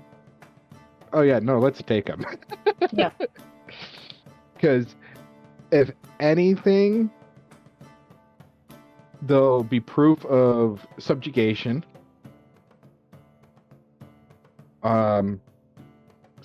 Subjugation of this band. Yeah. And we can actually give it to someone. We can give these things to like NPCs that we know. That would be of a great, like a +2 weapon would be a huge boon to any NPC that we have, that we know. Not the people that you currently know, because none of them use those type of weapons. Put someone else. There is one, but he's in the capital. That is true. As far as we know. He's still training. But yeah, you guys bring these guys down. Do you like put them away from the road so no one else notices them and continue your travel? Oh yeah. Yeah. Okay. Can I make a a medicine check to see if Whisper, Plana, and Opal are right? You check them over and see if they're okay. Like, Whisper and Opal are a little hurt, but not terribly hurt. Whisper's only down 5 health, and Whisper's only down 1 health, 3 health. I don't know why I keep reading the letter. Wow, today's not my day. Number 3 as 1, but she's only down by 3 health. That is okay. Opal's down by 5, but you know, she can deal with it. They aren't dying just yet, and on the road they can spend dice to re-heal themselves, so that's fine. The only one actually in danger is Dust, and that's only a little bit. He too can also heal himself on the road. They're just gonna hand us a healing potion. That could also work. We picked up 2, so I'll just use one of the 2 that we picked up from Ventar. Okay. So that's a 2d4 plus 4, right? Bentor's ones, yeah.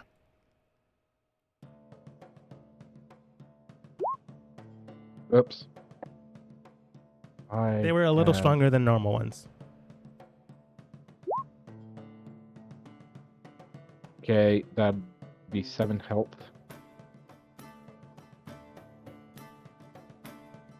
Okay. You heal yourself for a bit and more or less put the bodies, there's such a weird sentence, to the side so no one really covers them or uncovers them. You like take note of positions, marks, indicating marks. Like if they have a bounty on them, you may be able to collect it. Or if they don't, you may be able to, state to the guard department like where these guys are and what they were doing. They did attack first. And then we can also say that, regardless of what happens, we're going to meet our quota. Yeah. That was a weird, very weird saying. Whisper just looks down towards you guys. Okay, with the buried goons and guys, we good to go? Really would rather not be attacked by anyone else on the road. No, let's get to Hythe. I am frustrated. Okay, hopefully Nikolai's doing better than we are. Meanwhile, Got you, Nikolai and Julian both being poisoned. Woo! While I'm destroying a top of a building and 2 guys are trying to hold on for dear life. Jillian, are doing okay up there? As I shout to her. managing, not the best right now though. I'll get up there as soon as I can. Yeah.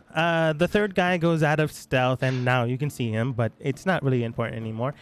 He comes over towards where Jillian is, since she's the easiest shot to take.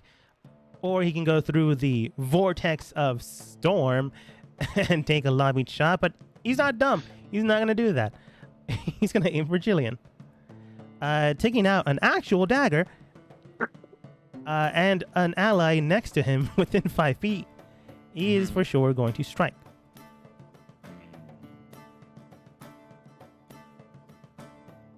Ba, ba, ba, ba, ba, ba, ba.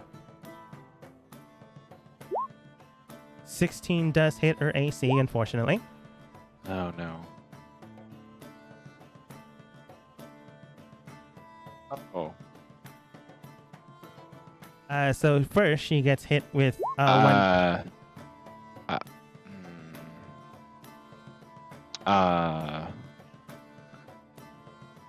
Okay, never mind. No, you're good.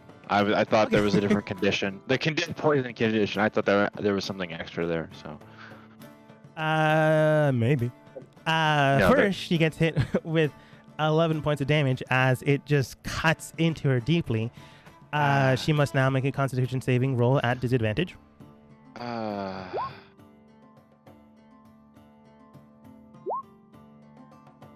With disadvantage, that is the 9 plus modifier, and that does fail. Double poison? No, this is something else. He he sees the green veins and stuff, he knows she's poisoned, so he's doing something else. Okay.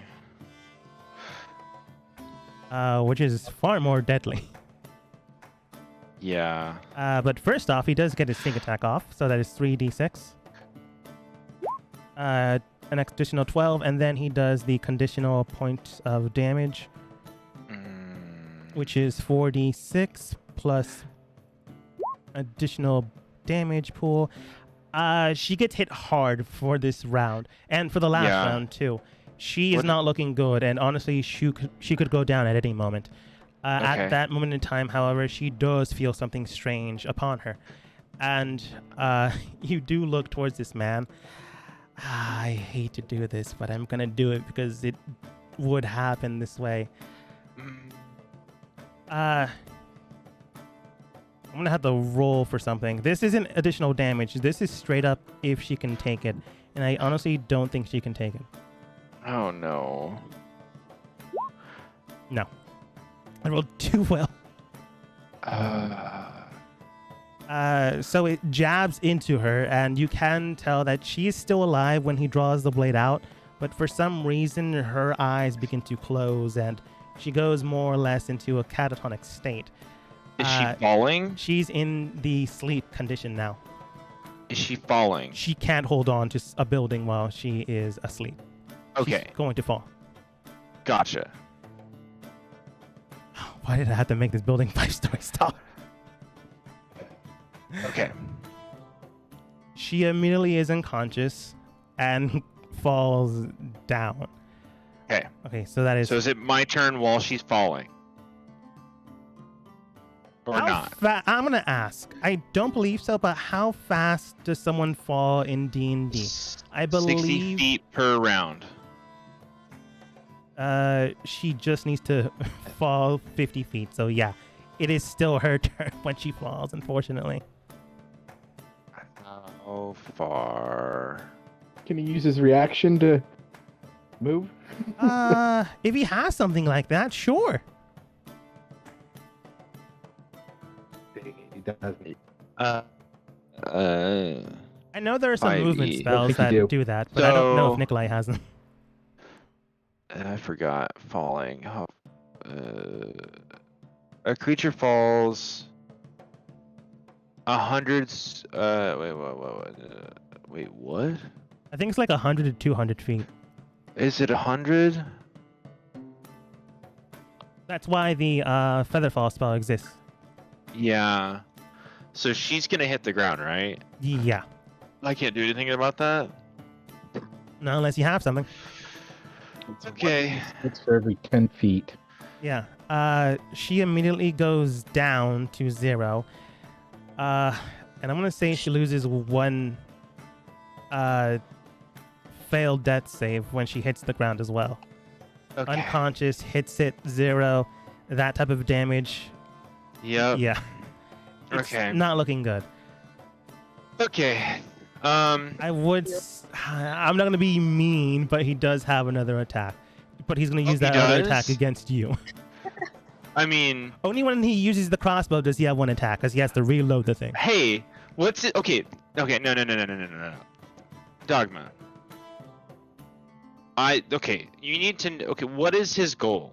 What is the guy's goal? Is his guy to take out somebody, or is his job to attack the person that's living? So does he think that she's dead, or is he's trying to finish the job? That is a good point. I'm gonna roll to see if he thinks she's dead. Above 10, gonna go for the swing. Below 10, she's probably dead. That's a 1. She's probably dead. Like, why wouldn't you think she's dead after falling down off of the roof? Yeah, I'm gonna go this way. I'm gonna have the other guy roll as well on his turn, but he's gonna throw a crossbow bolt at you. He can't reload it on this turn, so he can only have 1 pot shot anyways, and effectively the crossbow bolt is gone unless he takes an entire turn to use it again, which he probably won't. 10 plus 9, that probably hits Nikolai. Yep. Yeah. Unfortunately, he only had the poison condition one on his crossbow, so it might do more damage, but you won't be affected twice with poison. 1d6 plus 4, that is 9. Nikolai, you take 9 points of piercing damage. Go ahead and make another con save at disadvantage since you're under this poison condition already. Gotcha. You won't be poisoned again, you'll just take more damage. 13. That is unfortunate. Mm-hmm. You take an additional 12 points of damage. Okay. Let me make a con save for normal. Is it disadvantage for my spells? What spell are you? Oh yeah, your sphere. Yeah. I don't know about that. It's ability checks. Is it? It's a disadvantage on ability checks. I think you'd be fine. Wait, what's the difference between ability checks and saving throws? I'm not entirely sure. Because it says for poison you have disadvantage on ability checks. I always assumed like saving throws and like athletics and stuff like that. I could be wrong though. We could I'll check. take your 27. I'm just looking. Yeah. Ability checks. Ability checks. Decides the 6 abilities related to. I don't know. Does that mean everything? I guess so. Everything related to strength, dexterity, constitution. That would make sense, I guess. Yeah. Yeah. Okay. Then yeah, I guess disadvantage. Okay. I mean, usually it's like, yeah. No, it's still up. I took. Yeah, it's a half 10 damage or 10. And you've only taken one shot, so it's still up. Yeah. Thankfully Okay. The other guy does take his turn. He sees if Jillian is still breathing. Once again, above 10, he knows she's still breathing. 18, yeah. He probably wouldn't throw a dagger because he would not have that kind of range. Well, actually, he would because it's throwing down.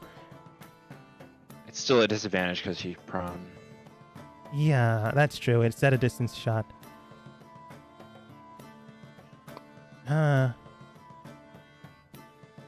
Yeah, he's gonna take the disadvantage shot.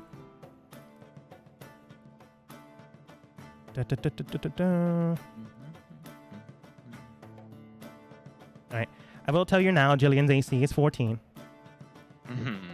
So he has to hit a 14, but he has good bonuses. But that doesn't mean I haven't failed before. Oh my gosh. Alright. Thankfully enough, because it isn't melee damage, it is only one failed save at this type of distance. If it does hit. Okay. 23, but it is at disadvantage. That's a better. Oh my gosh. I'm not going to roll for damage, but he throws a dagger in and she gets hit in the side, losing one more. One more, yep. And she only has one more. I know. Nikolai. Alrighty. Again. No. I feel like this is so hard to like act this out because I'm like I feel like I'm not in character. Yeah. I will tell you that that one guy that just hit her only had one round of attacks, like regardless of what he does, so he doesn't get another one. He's not as high as the other guy. I can't say like I feel like I can't be like mean. I don't know. I don't have like the I don't know. Jillian, no. Okay, so because I'm in combat mode, so it's like I don't know. Okay. Question is would Nikolai be emotional? So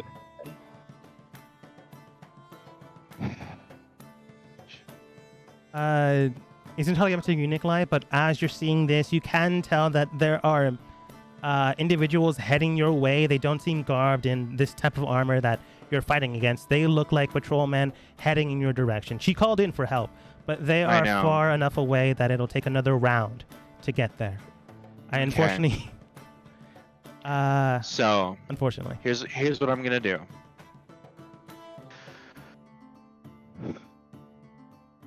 Nikolai. He's gonna scream. I can't scream right now, but I'm gonna say he's gonna like just like scream and like just frustration of what's going on, and he looks at the bad guys, and he looks at Jillian, and he looks at the bad guys, and then he just points his finger with the lightning as a bonus action, and he snaps the guy that stabbed Jillian. First of all. That would be the guy closest to the roof edge. Is he in the sphere or is he not in the sphere? He's not in the sphere. Okay, so that is a 17 to hit. 17 does not hit this guy, and you would have disadvantage for unknown reasons. Yeah, so it doesn't hit. Okay. So I'm going to cast haste on myself. Yeah. You cast haste on yourself without too much of an issue. When you do so, you more or less go into a stance of like looking at the world at a very hasted movement. You look And at the then- guy that you tried to hit, and he feels as if he's moving very quickly, as if vibrating. Okay. I'm gonna fly very quickly down to Jillian.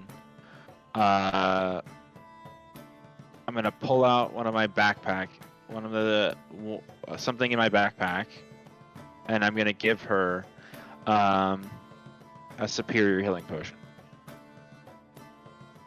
Okay. Let's see. Haste, I believe, is one action, and Yeah, so that's the hasted bonus action that I'm giving her. action. Yeah. With haste, you have another action, so you can definitely feed her a potion. So that's the superior potion of healing, which is 8d4 plus 8, I think. Yeah. Yeah. So 8. There's 1. There's 2. Or that was a wrong number. Sorry.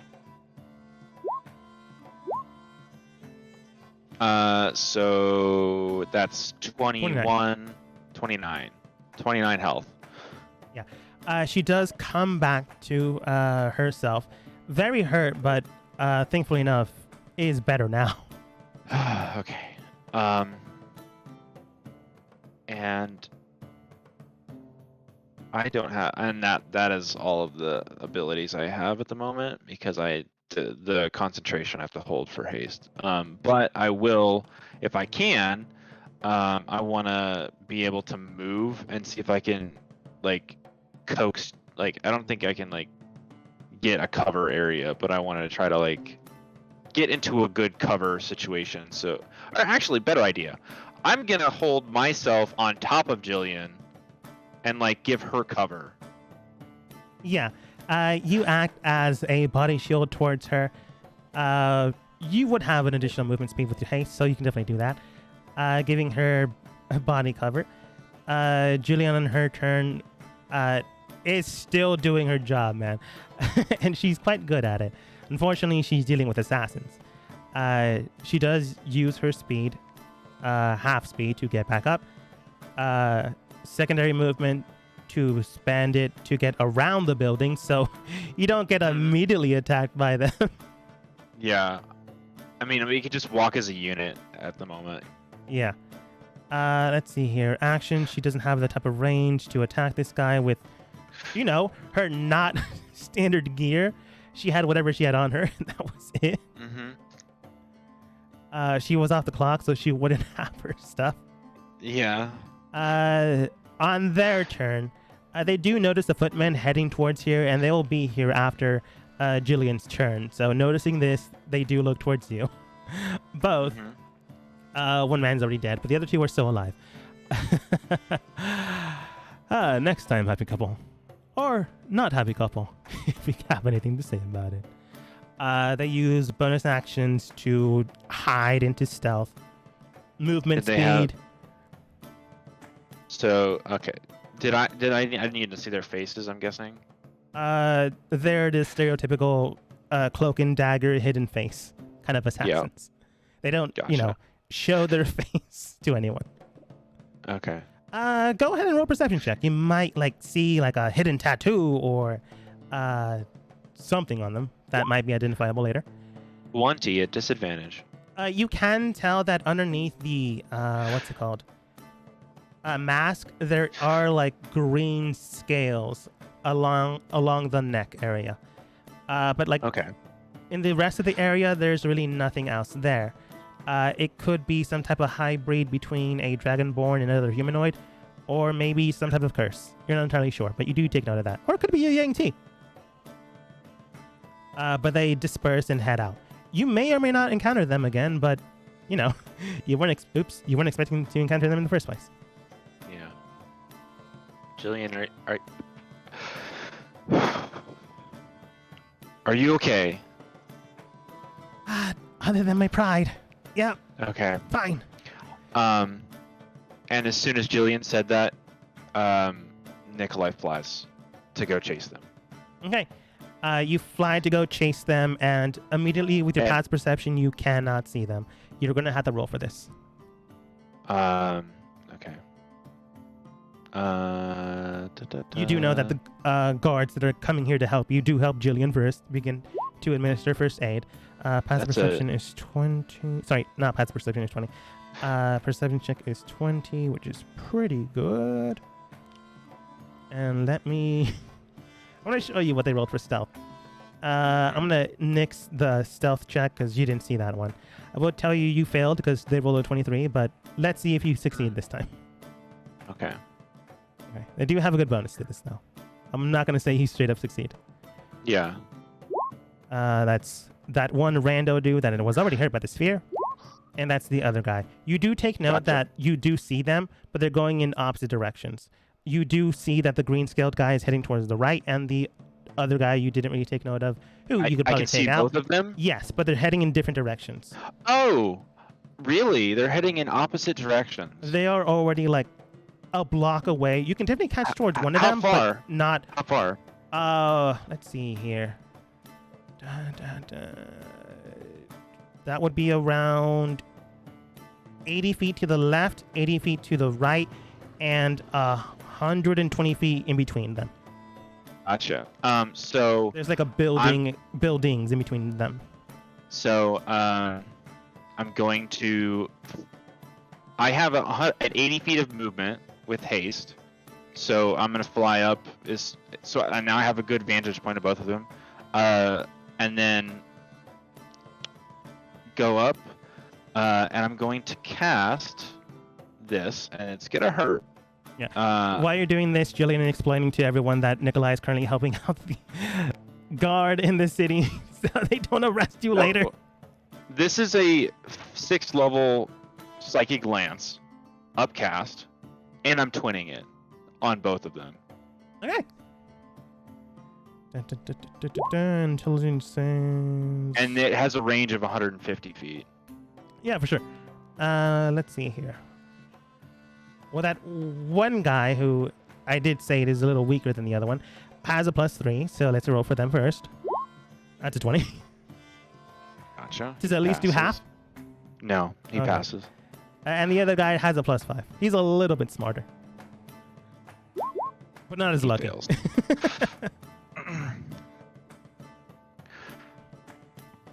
I'm going to look something up Okay. just in case they can do this, but I don't think they can.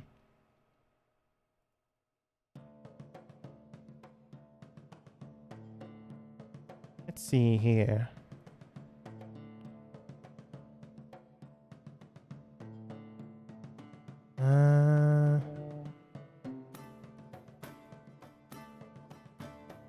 That is weird. I'll ask you guys. Does Uncanny Dodge work with psychic damage? It's a dex save. Oh, it's right. Sorry. What am I thinking of? It's the other one that I have on. Is it that? Wait. Okay, sorry. I don't know much about rogues, but I know a little bit. It's starting at 5th level when an attack you can see hits you. Oh, wait, sorry. When you can see hits with an attack, you can use your reaction to half the damage against you. When you attack or you see hits you with an attack, you can use your reaction to half the damage against you. No, Like, he can't. He knows see. you're there. He just can't technically physically see that attack, but He can't see the attack. the attacker, he has to see the attacker. Oh, the attacker. According to the wording, when an attacker that you can see hits you with an attack. Yes, he could half the damage, but he's still incapacitated for a round. Yeah. They both do uncanny dodge, but one of them is almost down, but still runs. That's the guy who is on the left, not scale guy, and the other guy takes half, but is currently stunned. The other guy begins to try to run away. You still have a bit of movement. I think you have 80 feet left. Oh, wait, sorry, 40 feet left. And then another action, I think.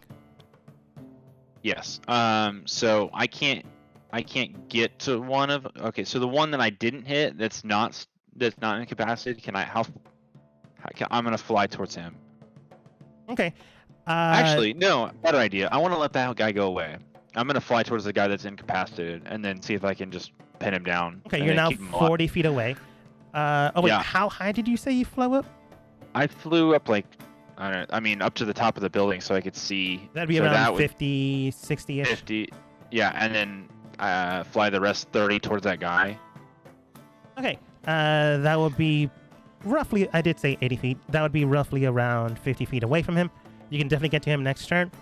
Mhm. The other guy's already bolted away. You don't see that guy anymore. On the other guy's turn, he basically gets himself back up, dusts himself off, but it is now your turn. Yep, he's still incapacitated.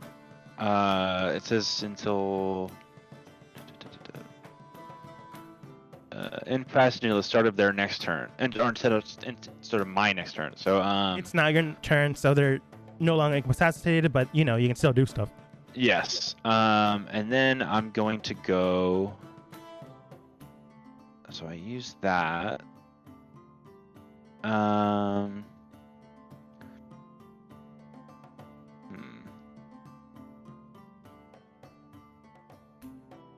I'm gonna go run to this guy. I'm gonna fly towards this guy, and then, Do I have anything that can stop him? Oh. Yeah, I fly right next to him. Yeah, he's like 50 feet away from you, so you easily, with your movement speed, get to him. And then I pull out the cube of force, and I press the button that says, no living creature can pass through this cube, and we're stuck in the cube together. Okay. What? Sure. The movable cube? The If cube I of can force. Oh. Sure. You fly towards him, use your cube to suspend an animated sphere into the area. Well, cube into the area of force to lock both of you inside. Mm-hmm. And then I just say, well, it's just you and me in here. I do believe you And have then- one more action. And then I will start attacking him, or at least try to just. I guess I want to try to just tie him down or something. Like, I don't think I have anything like that, but that was the first thing I could do, so I could just. Yeah. Trying to grapple him would be an athletics check, which you all have disadvantage on. Oh, man. I don't think I have anything like that, but.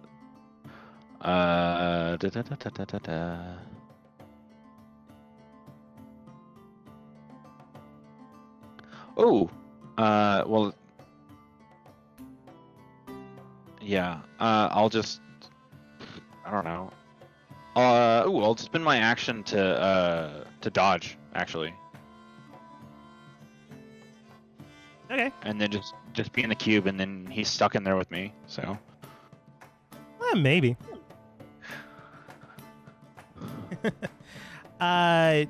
You spend your action to dodge to make sure that disadvantage against you. The man looks towards you and he simply does state. He doesn't use an action. He uses a free thing to hit the wall to see if anything can go through, as any dramatic villain would do. Hitting it bounces off and he looks towards you. Not bad. Although you didn't really think things through. Because now you're in here with me. You go into a defensive posture, and he does look towards you quizzically. And he does go, so, how long does this last? How long does this last? I mean, the cube of force. Or whatever this thing is. Yeah, it's a cube. Lasts long enough to keep you in here. Wait for the guards to come. Perfect. Enough time to kill you and then potentially get away. Or, murder myself, whichever comes first. Oh, yeah. Totally. It's a job, you know? Mm-hmm. Besides, with my boss, they'll always resurrect me back. After all, it is part of the job. He then uses a bonus action to take a health potion. Immediately downs it, regains some health. Mm-hmm. Goes in for a swipe with his blade. Has disadvantage against you. Yeah. Yeah, you took a defensive stance. Yeah. 25 and 16, and believe they still hits. Yes, I have a +2, and then I still would take it because I think, does dodging have, you get a +2 and disadvantage? I don't know, but yeah, it hits. I think it's just disadvantage, but even with a +2, it still hits with 16. Yeah. Okay. So first off, he's using those weird blades he hit with Jillian. Mm-hmm. Well, he's using 2 blades actually. The first one is the one he hit with Jillian. You take 7 points of piercing damage, and go ahead and make a con save with disadvantage. 17. Okay. I will tell you.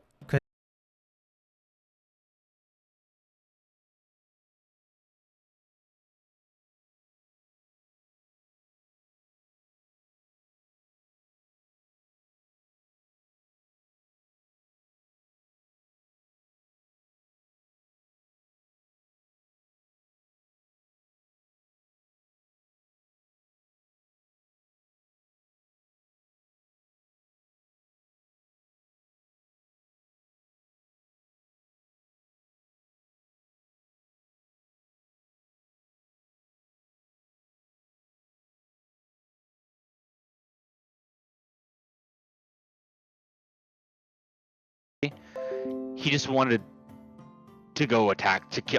I think like my first thought was that he was gonna go like just eat, like devour these people.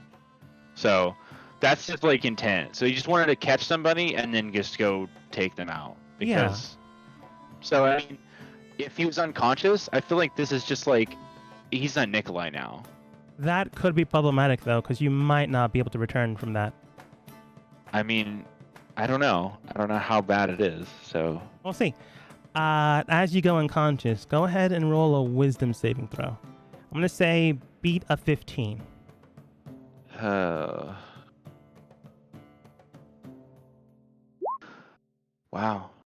I'm not saying it's a good thing. I'm just saying beat a 15.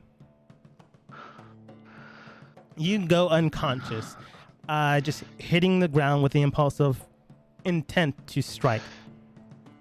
He does have another swing, though. He then looks down at you, simply stating, "This is a lot easier than I expected." Kind of dramatic with the whole force field thing. Oh well, tough love, kid. It's been fun. It's part of the job. He goes in for a strike, and immediately a clawed hand just grabs onto his hand. And it is not a third entity. It is Nikolai's body.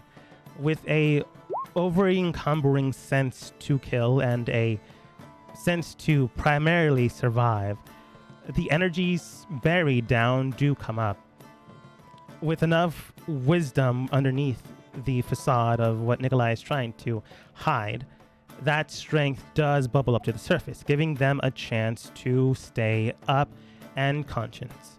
Nikolai, you're no longer in the poison condition, and currently your attacks are at advantage. That being the case, though, you no longer have full sentient control of your body. Well, not technically.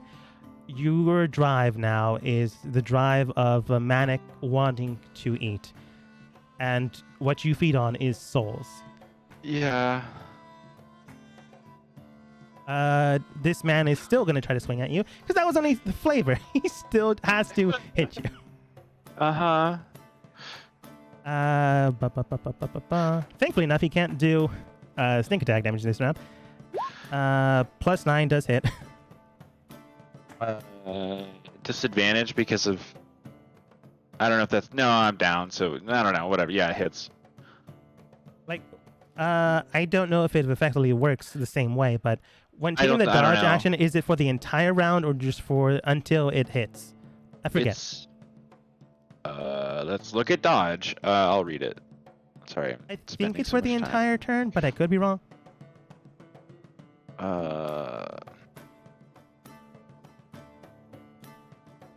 Dodge action. Combat. Why do you do this to me? Oh my gosh, I hate it when you have to go. You can also tell, based off of your own wisdom check, that the guards now have to go around buildings to get to you. So, unfortunately, they're not going to get there Until the next immediately. It's until the start of your next turn. Okay, cool. Any attack roll made against you has a disadvantage. Okay, then Yep. rolling again, taking the worst. 5 plus 9, that is 14, which I think still hits Nikolai. Yeah, my AC is 12 with haste. Or, sorry, 14 with haste. You take. What about the arm? Oh, never The mind. arm's gone. Its arm's gone. Oh. It was gone a while ago, actually. Yeah. Oh, wait, sorry. I accidentally added too much damage there. Remove 4 from it, so you take 10 points of damage. And thankfully enough, the guy didn't have the poison on the other guy, on the other blade, so tough luck for him. Rolling a d4. Oh, it's going to take them 3 turns to get to you. Nikolai, Mm-hmm. it's your go. Right now, the man is right next to you. You're in a primal state of not fight or flight. It's more like devour or kill. This guy is hurt, but he's not exactly dead. Okay. I will tell you that normally, under this condition, you would have advantage on your strikes, but for some reason, that weird vibration on his body is causing you to have disadvantage. So it's just a straight up flat roll. Do I still have... Do I have the insight to take a potion right now? Probably not. Okay, I'm just gonna attack, so... Huh? Okay, what do I roll with? You're just basically using whatever you have on yourself. If you had magic, you would use magic. If you had claws, you would use claws. Claws are, dexterity or athletics dependent. It would be 1d20 plus dexterity bonus or strength bonus plus proficiency. But if you're gonna use weapons or your magic, you can just use those. Okay, I guess he'll probably just like shoot a lightning. Like he has the wand, so might want to just shoot a lightning bolt at this guy, for one. And then you're just gonna probably just slash at him like twice or something. Can you have 2 claws? So you slash at him twice. So. Sure. Okay. Because I still have haste, right? Yeah. 1d20 plus 9. My roll. 22 does succeed. He takes half. With his secondary feat of a rogue, he takes nothing, which is still weird to me. 17 plus your bonus does hit. Wait, do you have a dexterity or athletics bonus? Sorry, strength or dexterity bonus? I have a 2 bonus. Yeah, and 17 I would guess that would hit, be and the other one would not. proficiency with claws? Yeah, you're not technically yourself. You're technically using the energy. Yeah, So, what's the it'd be total? 6. Okay, 6, so both of them do 6 hit. Yeah. So what's the... I don't know what claws are, so... Claws would be 1d6 plus modifier. 1d6 plus 2, so... So 6 and a 4. Okay. And then can I don't know if I can I bite into him or not? Not really. You use your wand, your claw attack. Okay, gotcha. And I think you only have 1 bonus action. Yeah, so turn. I can't use a potion when I'm like this? It just feels weird to me if you use Yeah, it a does. potion. You You can if you want to. It just feels weird. Okay. Let me... It's like you're clawing at him with fierce ferocity. But let me take a potion too. Yeah.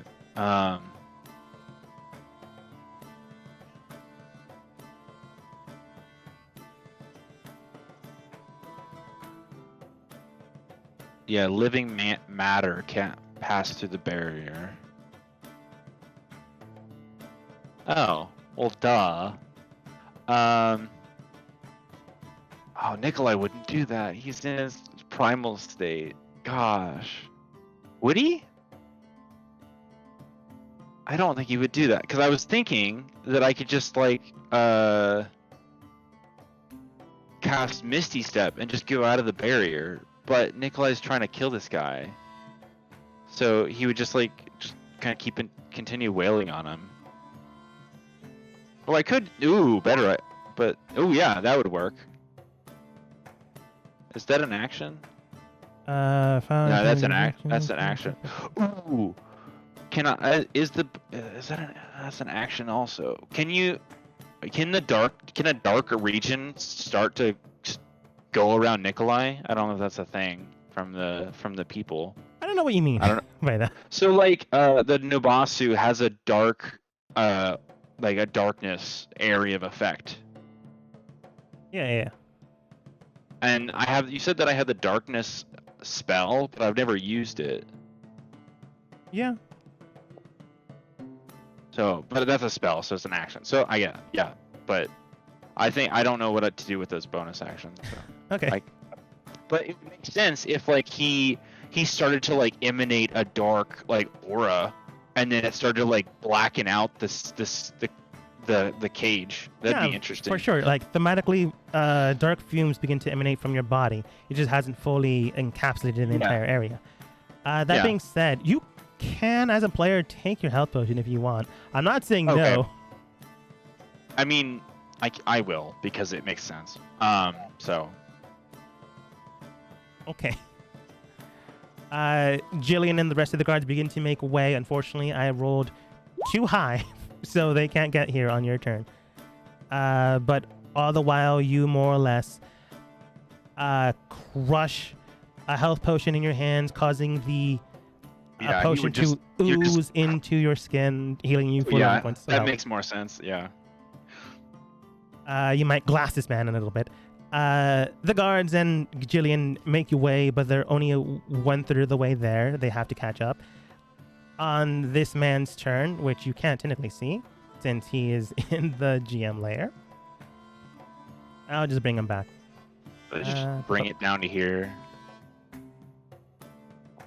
Sure. You're totally not there, but okay. Yeah. You begin to heal yourself in a way. The man looks towards you, surprised and shocked, but not too unsurprised, and simply states, although cognitively, I don't know if you would pick this up. So they say something to you, but you just don't understand, as they go in for another swing.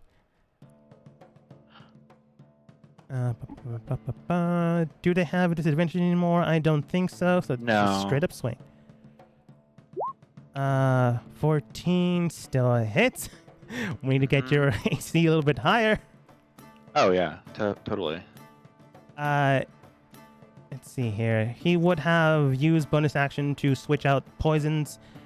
Oh, he could have done it with a free action. He uses the other dagger that he didn't poison to poison that one with a different one. Draws it out, heads towards you. A lot of poisons to have on one guy. Wow. He has 3. One giving the poison condition, one giving the sleep condition. The third one you don't know about until now. No, I mean like continuing to have them on a blade, but. I will tell you how they work in a little bit, but effectively you just sheath it into the correct sheath and it administers the poison. Nice. Okay, sorry, I'll stop metagaming. It is a concern. He does slash in. Yes, he missed. Oh, that was damage. Nice. Yeah, he rolled a 14 beforehand. I'm just telling you what happened before. He slashes in for 8 points of damage. I want you to go ahead and make a... It's not a con save, surprisingly enough, this time. It is a wisdom one, though. Oh. Okay. That normal? I would give you disadvantage, but I'm not going to do that right now. Go ahead and just make a normal one. 20. You are able to sustain it, and for some reason you felt as if you were looking at the world in double vision. But thankfully enough, nothing happened as it reaccumulates to your own sight. You still take the 3d6 it's not part of the damage. It's just sneak attack. Damage for the first round. Strike with 13 additional. Sneak attack. It's something he has. Like the first strike he has sneak attack. That being the case, though, just the first one. If he missed, he doesn't get it. Gotcha. He does have a second strike, though, and you are at probably low. Pretty low, yeah. Let's hope he misses.